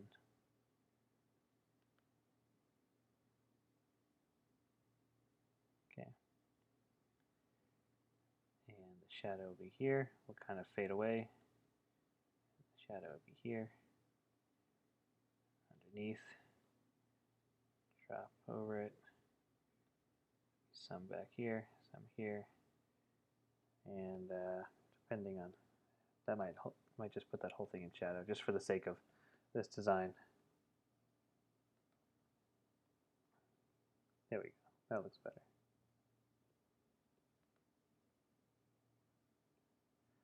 Flip it. The other leg, this whole thing, this plane would be in shadow. Let's kind of just clean up this area.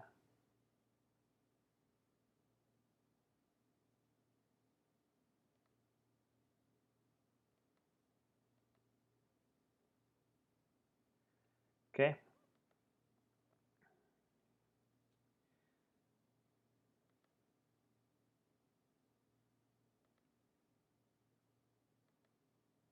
These little shapes here, I'm kind of improvising them. I think they would be interesting to have.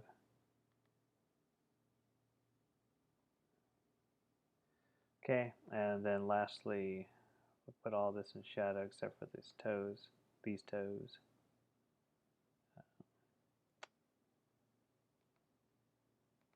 And we're going to put some light right here.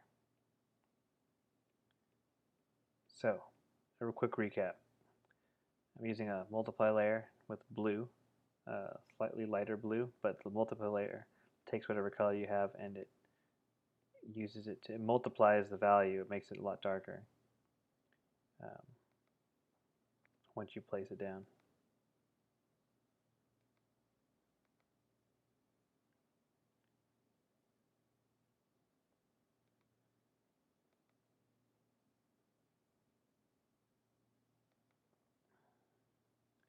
Okay, let's see, I think that's everything. I think those are all the areas. Just doing some last little touch-ups there.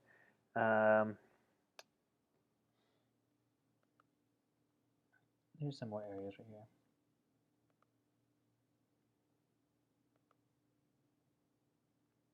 Same right here. This could also receive some shadow. This would not receive light, that's what I'm really saying. Nothing receives shadow. Everything, technically the world's in, like, the sun provides the light in the world, right? So there's the sunlight or there's no light. And then there's bounce light. And then electrical lights are the man-made things, so. Everything receives light, and that's the main thing you got to think about. It's like, how is the light hitting it? And we're just kind of guessing. I mean, like, I'm kind of like figuring out. We're designing it so there's not really a correct way. The lines are indicating a certain aspect to where these shadows should go. So if I really didn't follow the lines, it might look a little weird. But in the end, once we finish painting them, we're not really going to see any of that. this whole carapace thing here would have a little bit of a shadow. That would have a shadow. I'll make this thing have a shadow. And there would be like this drop shadow here, right? These spikes should have drop shadows, so all these shadows also need a little bit of a drop shadow.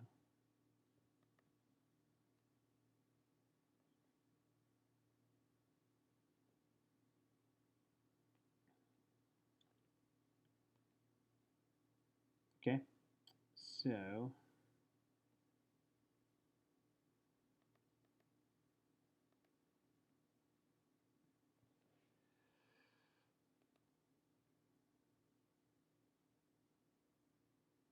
we go.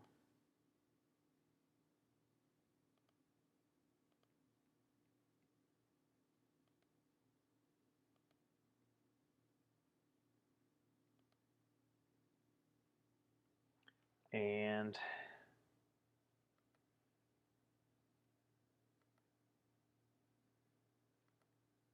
you wouldn't see the drop shadow within the shadow itself, right? You're not going to see that. All this stuff under here should be in shadow.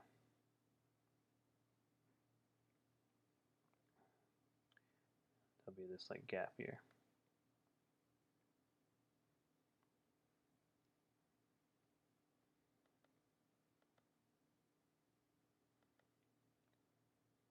Shadow, I see the chat's jumping up. Alk, just got back to the stream. Lots of work's been done. Okay, so for anyone watching YouTube, Alk says, it's okay to keep in mind because whenever I think about something like this for myself, asking us, doing this, gotta train your mind more of interest. Yes. Correct.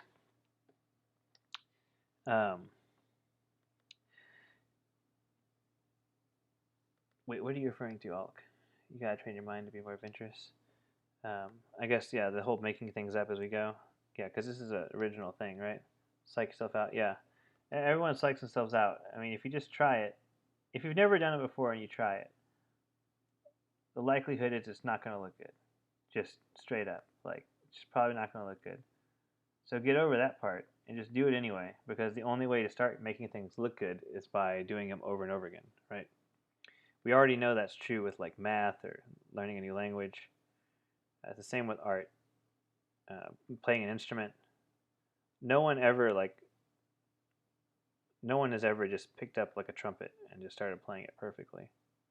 It just doesn't happen. People pick up an instrument and they like the way it sounds or feels, and it drives them to want to get better. And then as they get better, they get excited because they're like, oh man, I'm getting a lot better at this. I'm going to keep playing it. And then they get way better.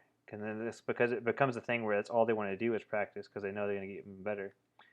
And then at a certain point, they're at a level where they might not necessarily be professional, but they're just like so good, they enjoy it so much that they always keep playing it. They basically stay at that same level of goodness, and either they want to continue going professional or they want to just keep it like this like hobby. Like there's lots of people that are really good at drawing that aren't professionals.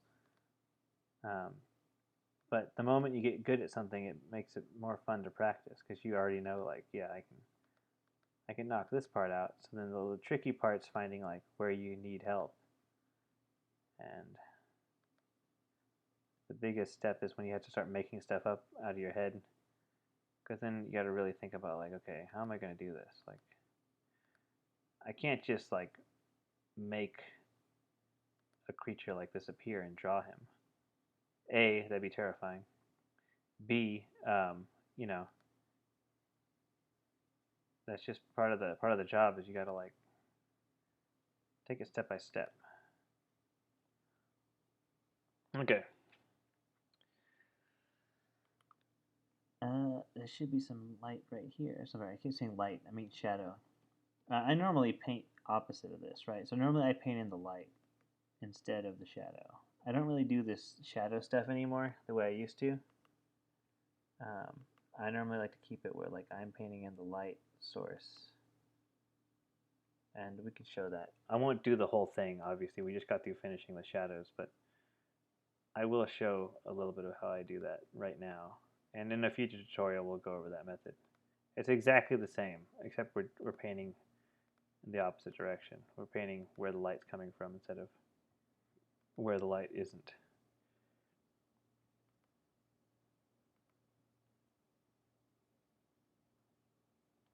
Okay, so we got all the shadows. I turn them off. He's flat. Turn them on. The shadows. Kind of breathe some more depth into him a little bit. I think he needs one more shadow right here.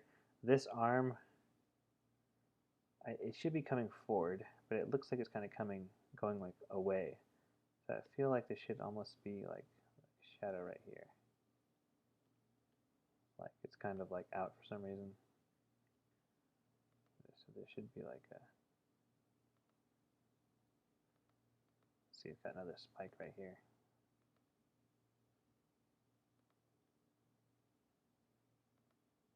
There. That looks a little more correct. It's not entirely correct, obviously. We're not using a 3D program and calculating the light, so it's not actually correct, but it looks correct enough where, you get the idea. I think lots of times when people start using 3D programs, they quickly realize how light really behaves and doesn't behave, because the programs are pretty accurate when it comes to calculating light. So like some people throw on one light source and then it doesn't really look anything like what they imagined, and they realize they need like 3 or 4 light sources for it to look natural. Because normally in life there's 3 or 4 light sources going on. There's the main light, like your sunlight or your room light. There's various amounts of bounce light, which can be just as strong, not just as strong. They can be so strong that they really influence the overall look of what's going on. So, okay, there we go. We need to come in and detail some of this stuff out a bit.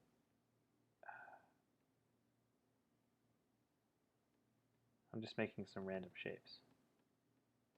We haven't been changing the brush the entire time. This is the same brush we've been using. It's just the round brush with a taper. Alk shading is what I'm mainly referring to. Yes. With art, the people have this tendency of saying that like you're just like so talented, you're naturally talented, but like people think you're talented if you play an instrument, but that's if they only heard you play the instrument after you've learned the instrument. If you don't know the instrument, you sound like crap. Everyone sounds like crap. No one just sounds good at the instrument.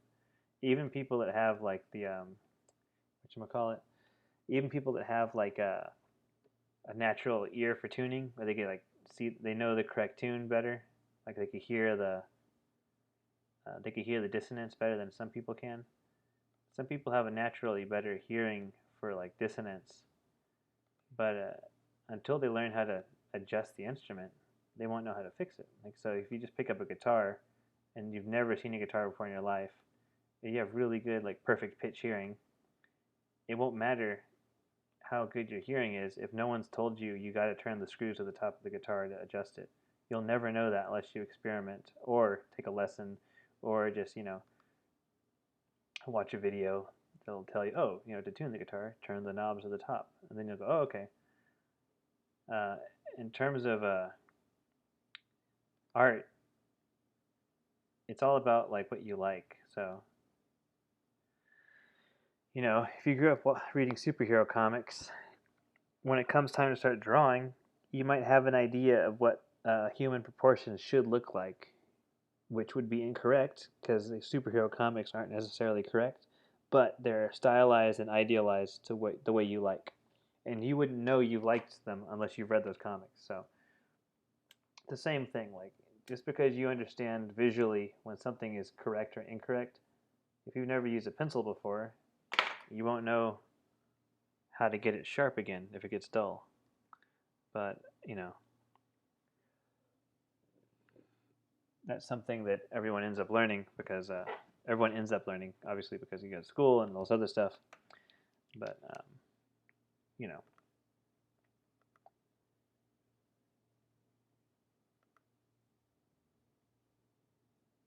they forget about that. I'm adding some just random variation within the shadow shapes. In moments where there could be some more wrinkling. Look over here, there's some wrinkles. This is all part of making everything more readable. Let's see here. The other way I was talking about, I was telling you how there's a way to light rather than shade. So if I added another layer, let's see. I'm going to do this one more time on this tutorial where I will show you how to add the layer correctly. And then I'm going to start using my hotkeys because I'm tired of doing this. You click this here, you add a layer, change it to multiply, hold option between the two layers, and your cursor is going to change. It creates a clipping layer. Okay. Anytime you create a new layer, you're going to click down here. If I say switch it to multiply or switch it to color dodge, you go to this drop down menu. That's what I mean. Okay. I can save out these actions if y'all would want me to save the actions out, because this is basically a custom menu for me. So let's try it again. It's multiply. So this method is painting light in. So I'm going to take like the same kind of blue we just had, and I'm just going to fill the layer. Oops, wrong. There we go. So now everything's dark. We're assuming that he is a creature in 3D space and there's no light. So everything has been tinted by the atmosphere. Okay? And now we will add a color dodge clipping. So it's the same thing we did before. You add the layer, hold option between them. Then you go up here and switch it to color dodge. Then you're going to go to control, right click, you're going to go to blending options, and you're going to uncheck these two windows here. They're going to be checked. You can uncheck those. And it's just going to allow for a better blending. Now we're going to pick the color of the light. Let's say the color of this light will be kind of yellow, but not too bright, not so yellow, a little warmer.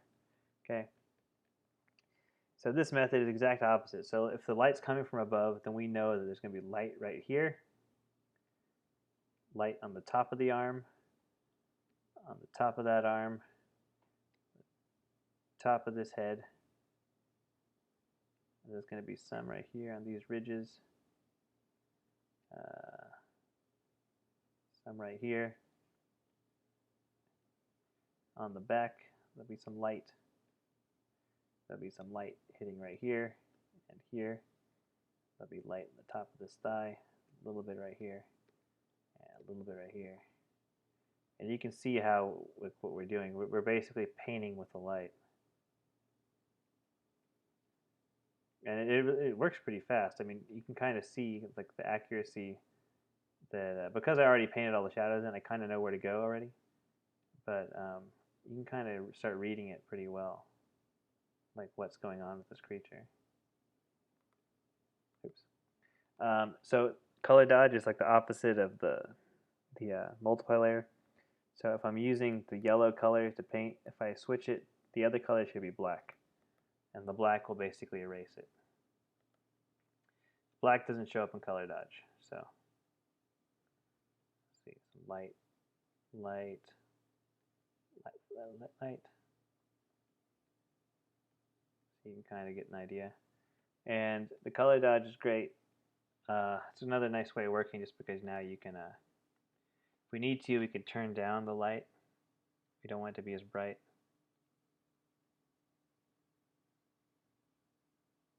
You can kind of see how it's basically the same thing, right? Flipped, I know. That method we'll try another time later. But we got the shadow and we got the flat colors. Now let's think about some other color variation. So like, there's never like purely flat colors in nature. And when I mean flat colors, I mean like what I'm doing right now, if you notice me doing this, I'm just picking the blue back because I lost it here. So I'm picking the blue back, and then I'm switching it, and I'm going to pick the white. That's what I'm doing. And I'm switching it back to multiply. So I switch the layer to normal, then back to multiply. That's all I'm doing. I could erase this right there. There we go. It's now time to add some color variation within like this guy's skin and like the carapace shell. You know, there's never like 100% one color of anything unless it's manufactured. Like a red car is a red car, unless they put like flecks in, like little sparkly flecks, or they've added like a special kind of red that's like a mix of different reds. Typically, if you get like a white car, the car's white. There's no like variation. But if you see a polar bear, they're not actually white. They're like kind of like a gray, and they've got like speckles of black, depending on what part of the hair there is, or if it's like it's hotter or something. You know, like they've got black skin underneath, so there's variation within the tones. Or like a raccoon. A raccoon's got all kinds of different gray colors in their face and their hair. So dogs are the same.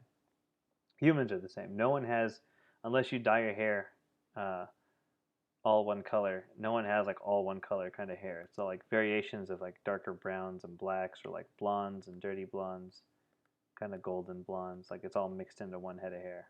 That's what makes it look natural. So in order for this guy to look natural, we need to turn off this shadow layer.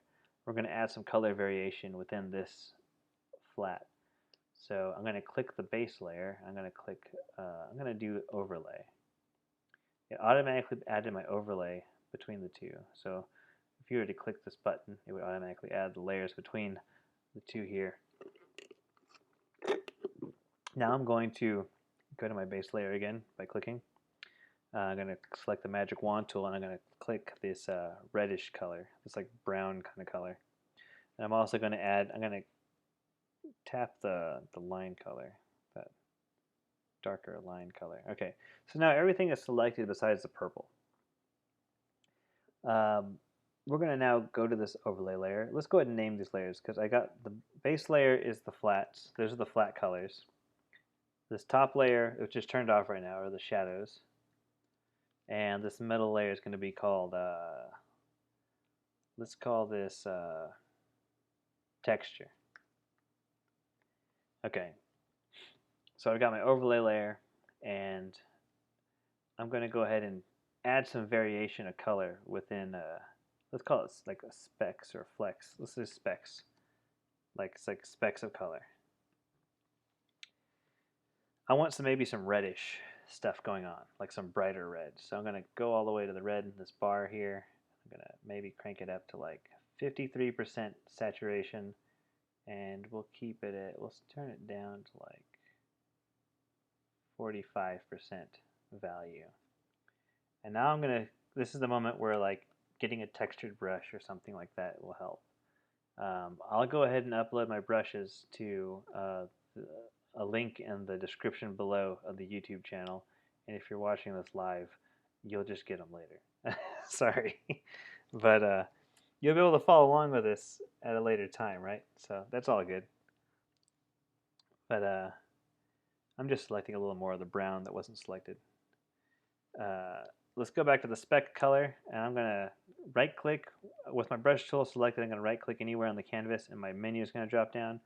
I'm just going to scroll down to, if you're looking at my brushes, I'm going to scroll down to this brush, 600. It looks like a weird little mess of stuff. It's 600. It's underneath the 400, above 900. It's 600. I think it's the first 600 you see. Let's go to 600. Where'd it go? Here we go. Click that and just double click it, and it'll become your brush. Now if I take this red that's 53% saturation, 45% value, and I just kind of brush it across, it's going to add random flecks all over. So I'm going to focus on the flecks being down the center spine of this guy and on the top of the legs. Like the center parts of all the carapace should have some red flecks. And I can adjust the brush size by hitting the brackets, or I'm using my Wacom wheel. So I'm just going to focus on the center of the back, like back here. And then right down the middle of the leg. And then right here too, this middle, the middle, and then like the toes kind of. Actually, I might erase some of that. Same thing with the other leg, right in the top, like right in the center. And then like on the back too, right here. So the middle has basically got less variation than like the top of the shell. And like here on the top of the blade, you can have a little more variation. Same with these blades. And a little bit on the toes. Okay, so now I'm going to deselect, Command D, or go to select to the top menu and press, select, deselect. We've got this random variation sprinkled around on basically the center line of the carapace. Okay, we're going to tone that down. So this is the fill right here. I'm going to click that and just tone that down to like, say 40%. So now it's just a subtler transition. That's all I'm creating. I don't want it to look so drastic. I don't want it to look like he's splattered with blood. I want it to look like there's a variation, like a darkening of that shell. So the same thing now. We're going to select these same brown colors on this dude. Hold Shift, click the lines. Because we want to select all the lines. And let's add another overlay layer. You can just click this tab and switch it to overlay. We're going to call this lighten specks. So I want the belly of the creature to look a little paler than the top. So the belly of the carapace should look a little paler than the top. We'll switch the brush. Let's find, if we're at brush 600, go ahead and jump to brush 586. You just go down two brush down, 586 in my brush set. And we'll select yellow, make it really pale yellow. Like 20% saturation, 88% on value, and somewhere in this orange-yellow area. And now we're going to paint the belly, needs to look brighter. It's going to make it look a little brighter, lighter.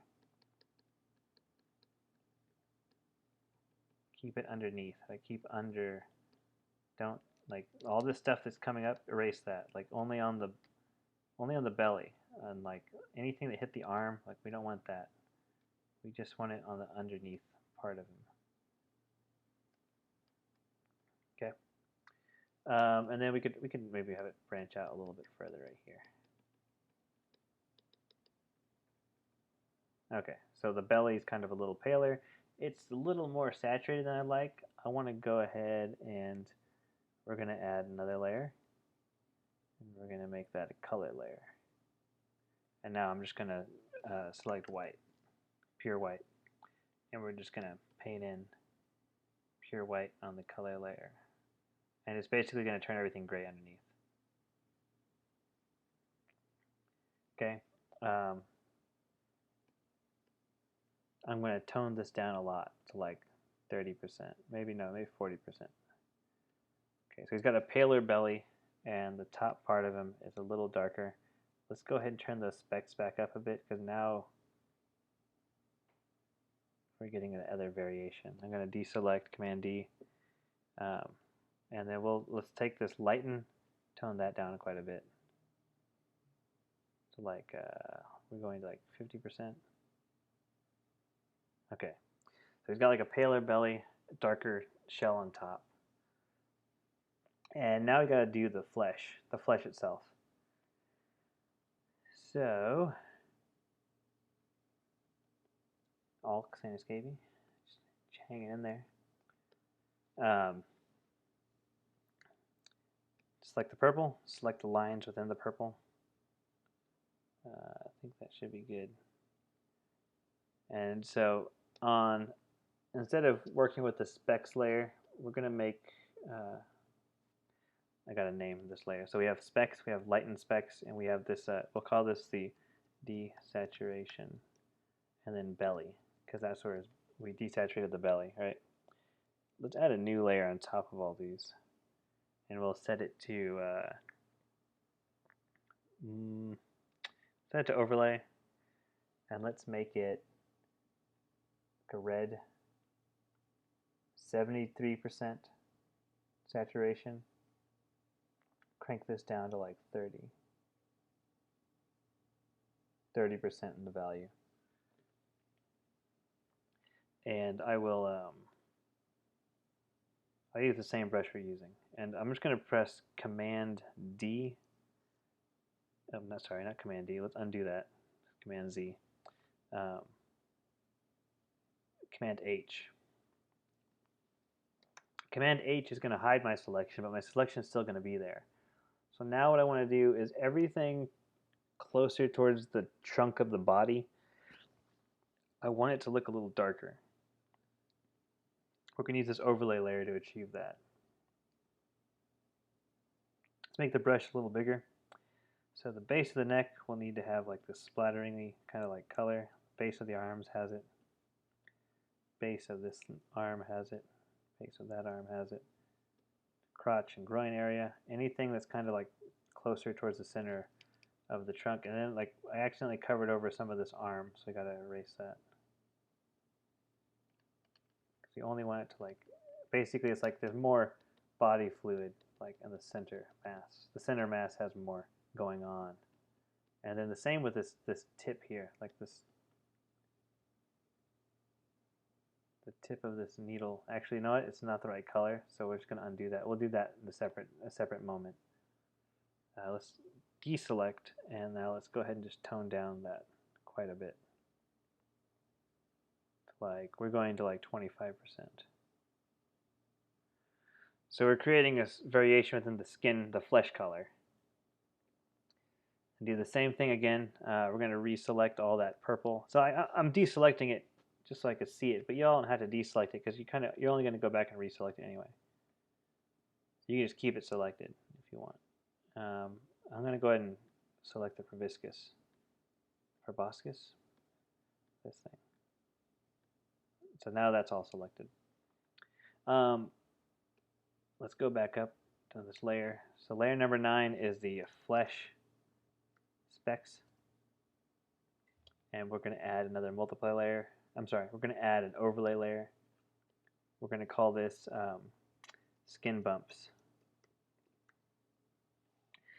So now we're going to take like a light blue. I'm just kind of, because this is purple, blue and red are going to be good colors to kind of mix in with this purple to create variation. So it's a blue. I'm going to take the saturation. I'm going to leave it at 73%, but I'm going to turn the lightness all the way up to 87. And we're going to make the blue branch from the edges, from the ends of the limbs. It's going to be a little more blue. It's going to be a little like speckly.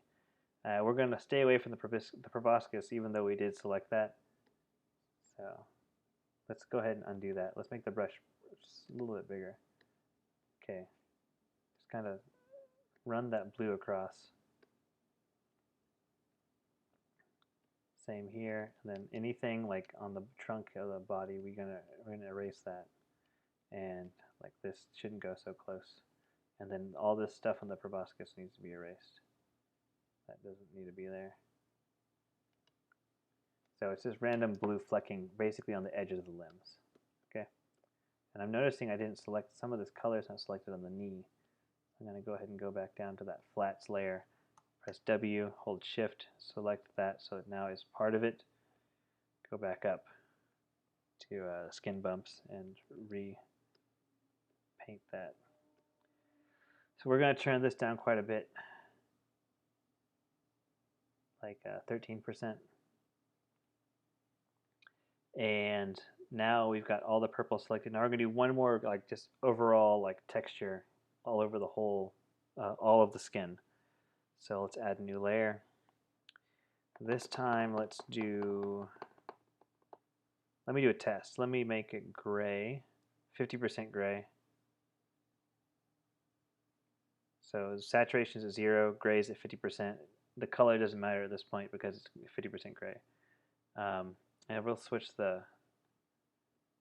back to this 600. No, let's do this 900. So if you're on brush 586, go up to 900. Increase the brush size a bit. And we're just going to run this across all the skin. Oh, turn that down a little bit. It's a little too big. Undo, undo. Okay. we're at my brush size is 600. It's the default size when you select the brush. So we're just selecting, we're just like speckling the entire, all the flesh on the creature is going to be this like gray, 50% gray. The reason it's 50% gray is because I want to turn it to an overlay layer, and all these specks are going to disappear. So now I'm going to go to layer style on the effects panel, and I'm going to select bevel and emboss, and I'm going to turn it to outer bevel. Sorry, inner bevel, and then we're going to turn smooth, and we're going to see what it looks like if I turn that on. So now it's creating a really heavy texture. If I set to 2, so at 2 you'll see there's a heavy texture being created all over the skin. We'll increase the size. If I increase the size, it really makes it like a big heavy texture. So I want to decrease it down to like 2. And I want the direction to be down or up. Up makes it bumps. Down makes it look like more like a skin. So let's make it down. Leave it on down, and let's soften it just a little bit because I don't want it to look that drastic. Okay. So now we're going to switch this layer mode to overlay. Boom. And now we deselect, Command D. We got a texture all over the skin. As it's set to overlay, fill is set to 100%, so I'm going to turn this down to like 30. That's still pretty drastic. Oh, you know what it is? Fill doesn't affect the layer effect. Opacity does. So let's turn it to opacity down to 30. I basically got like a nice little beveling, bumpy texture on him now. Yeah, I think 30 is a good one to go for. Now if I turn on this shadows, you know, he's just looking a lot, he's got a lot more color variation. This looks a lot better. We're going to keep going with this now. So let's take all these layers that I just did, and I'm going to flatten them down to my flats layer by clicking Shift, clicking down the bottom, and I'm going to press Command E. Oh, it's not working. It's because this one's here. So we're going to do a little something. We're going to click the shadow layer, unclip it, take the top layer, which is this bumpy effect we just made, and go all the way down to the flats, Shift click, and then Command E. It's flat now. It's all one layer. Save our document, and let's clip these shadows back on and turn them back on. So now you can see the shadows. They look great. We could turn it down a little bit if we want, if we don't want the shadows to be as harsh. There we go. So let's make some more variation. You know what? Let's undo that. Let's undo all that, because I just realized I need to make my selection still. I still need to be able to select his shell, and if I merge him, I won't be able to do that as easily. So let's just keep working with these layers. So I'm going to go ahead and pop this layer menu out so you can really see what we're doing here, because it's going to be easier to see that. Make sure everyone's looking really nice now. Thanks, Alk. I don't actually do that bump map thing. Like the thing I just did with the emboss, I've never really done that before, but I figured I'd try it. And it looks pretty good, so I might use it in the future. Turning off the shadows again. Now I'm going to address some things like there's this big thick line right here. I really want to go ahead and get rid of that. It's a little too dark. The line art at this point, it's to the point we're going to start phasing it out. So if I turn off all these layers, we'll see that now it's all flattened down on this one layer here. So the trick we're going to do is the same thing we did before. We're going to select this color, and what I'm going to do is just press the new layer button. We're going to call this correction. Or no, we're going to call this line art erase. So this is just a way to clean up some of this stuff. These lines are a little too thick now for my liking. And I'm going to switch my brush back to like a regular old circle. 100% opacity. I need to drink some water. Okay, so layer mode now will be set to lighten because I'm going to lighten the line art to this base color. So base color will influence the value which the line art is altered. So I just keep it right on the line art, and I'm just going to just kind of correct it. And it's automatically going to erase those darker marks and leave all the other stuff behind. Now don't touch the purple because it's going to affect the purple too. But in terms of like all this, in fact, if you want to make it easier, we'll just click the flats again with our magic wand tool. Click that color, click the lines we don't want. So we're selecting everything that's got that brown tone, basically. It looks like we got all of it selected. So now I should just be able to go to my line erase and drag my gradient, and now it's completely covered over those lines. But it still hasn't. We haven't lost any of like the variation where everything stops. We'll do the same thing for the skin. Well, I don't know if we're going to do the same thing for the skin yet, because some of the lines on the skin, they really help read as the wrinkles. Yeah, I think it was just the shell. So there we go. We've gotten rid of those lines now. And we have our opportunity to, I'm going to clean up a little bit of the shadow real quick.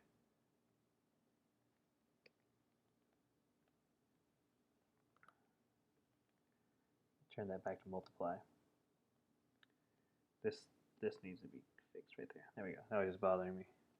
And likewise right here can be a little more toned down. Okay. So now the lines are gone. I'm noticing this blade right here just vanishes. So there needs to be something that helps define it. This is a good opportunity to put in a little bit of a shadow right here to kind of show that it's turning in space, and it shows us what side of the blade is facing what area. So there we go. That shadow now helps define where that arm goes. And I think that's really one of the only areas. Some of the stuff up here is a fine mess, but you know, we'll be able to work that out in a second. Let's do another little shadow right there. It's going to help define where that shell stops. Right here too.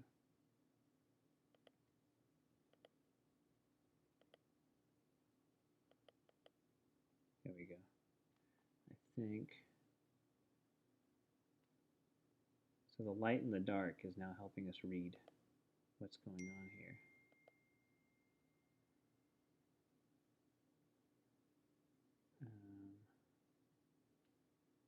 And I'm going to end the stream pretty soon to go have dinner. Who knows? Let's see.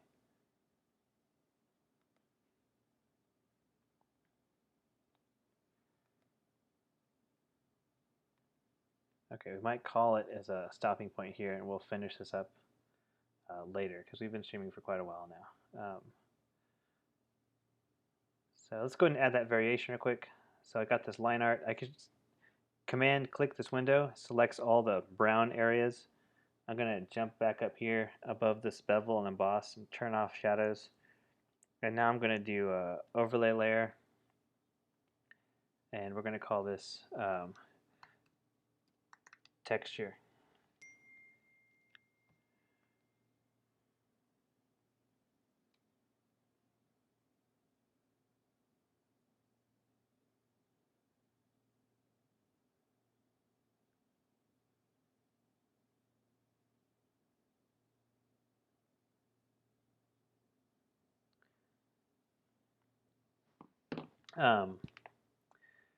Let's select drop-down menu from the brushes here. We're going to select this one, 1000. It's like a brush under 1100, 1000 right here. And we're going to make we're just going to make it 100% black, and we're going to just run gently over the whole image, and it's going to create this like gross pattern. Okay. Something's going on in the chat. Go nice, food is good. Go have some dinner. What else true? I might end up staying in and eating here though.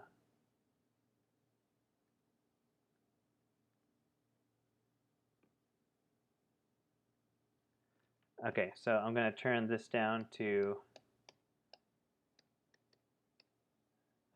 it looks black now, but it's actually an overlay layer. So the big thing I'm going to do is turn down the opacity, and it's going to affect this shell. So let's go like 50%. And now let's turn the shadows back on. Now I'm going to press D for deselect. So now he's got a cool looking texture. He's really coming together now. We haven't actually really started painting yet. So we'll go ahead and stop here for now, and I'll get on later. And we won't continue this guy until I get on again later, and we'll finish him up. And then whenever my buddy responds with his robot, we're going to come back on and design another creature that'll take out that robot. We'll see how that goes, okay? So I'm just going to be nitpicky and do one more shadow fix because I'm not happy with this shadow. Set this to multiply, and I'm just going to kind of come in here and do that shadow right there. There we go. So we're not done yet. We're almost close to, like, I mean, technically, if someone were to say, like, what's your design? Like, if we're at work, someone could come in and be like, what did you do? What's your design? You know, like, you've been working here for like a couple hours now. I mean, you can show them this and they get the idea. Like, they see what like you're doing. You're like, oh, okay, I get it. Like, you know, this guy's got blades, he's got spikes, he's got this cool texture and this carapace. Like, we've worked in such a way that if our boss were to come in and check on us, they can really see what the idea is. And we did the line art first, so if they had stopped us earlier, they could have said, okay, we get it. You know, the line art tells us exactly where you're going with this. And they could have asked for changes earlier, but, you know, because this is our own little project, we're not going to worry about that. But anyway, we're just working in a way that allows for, like, steady updates. Okay, we're going to have some more color variation coming up and some more highlighting. And thanks for coming all. Thanks for hanging out. And we will continue. I'll upload these videos later tonight to YouTube if you want to watch the whole things all the way through. The other one has more introduction to Photoshop stuff with no painting. This one does, it has a definite split where it's like intro to Photoshop continued and then this coloring. Okay. Thanks for watching, everyone. I'm going to go ahead and switch this over to the Photoshop window and turn off my display capture. And we will talk again later. Let's get some music on as outro. Is it working? I don't think it's working. Oh, you know what it is? My volume's down. Let's try.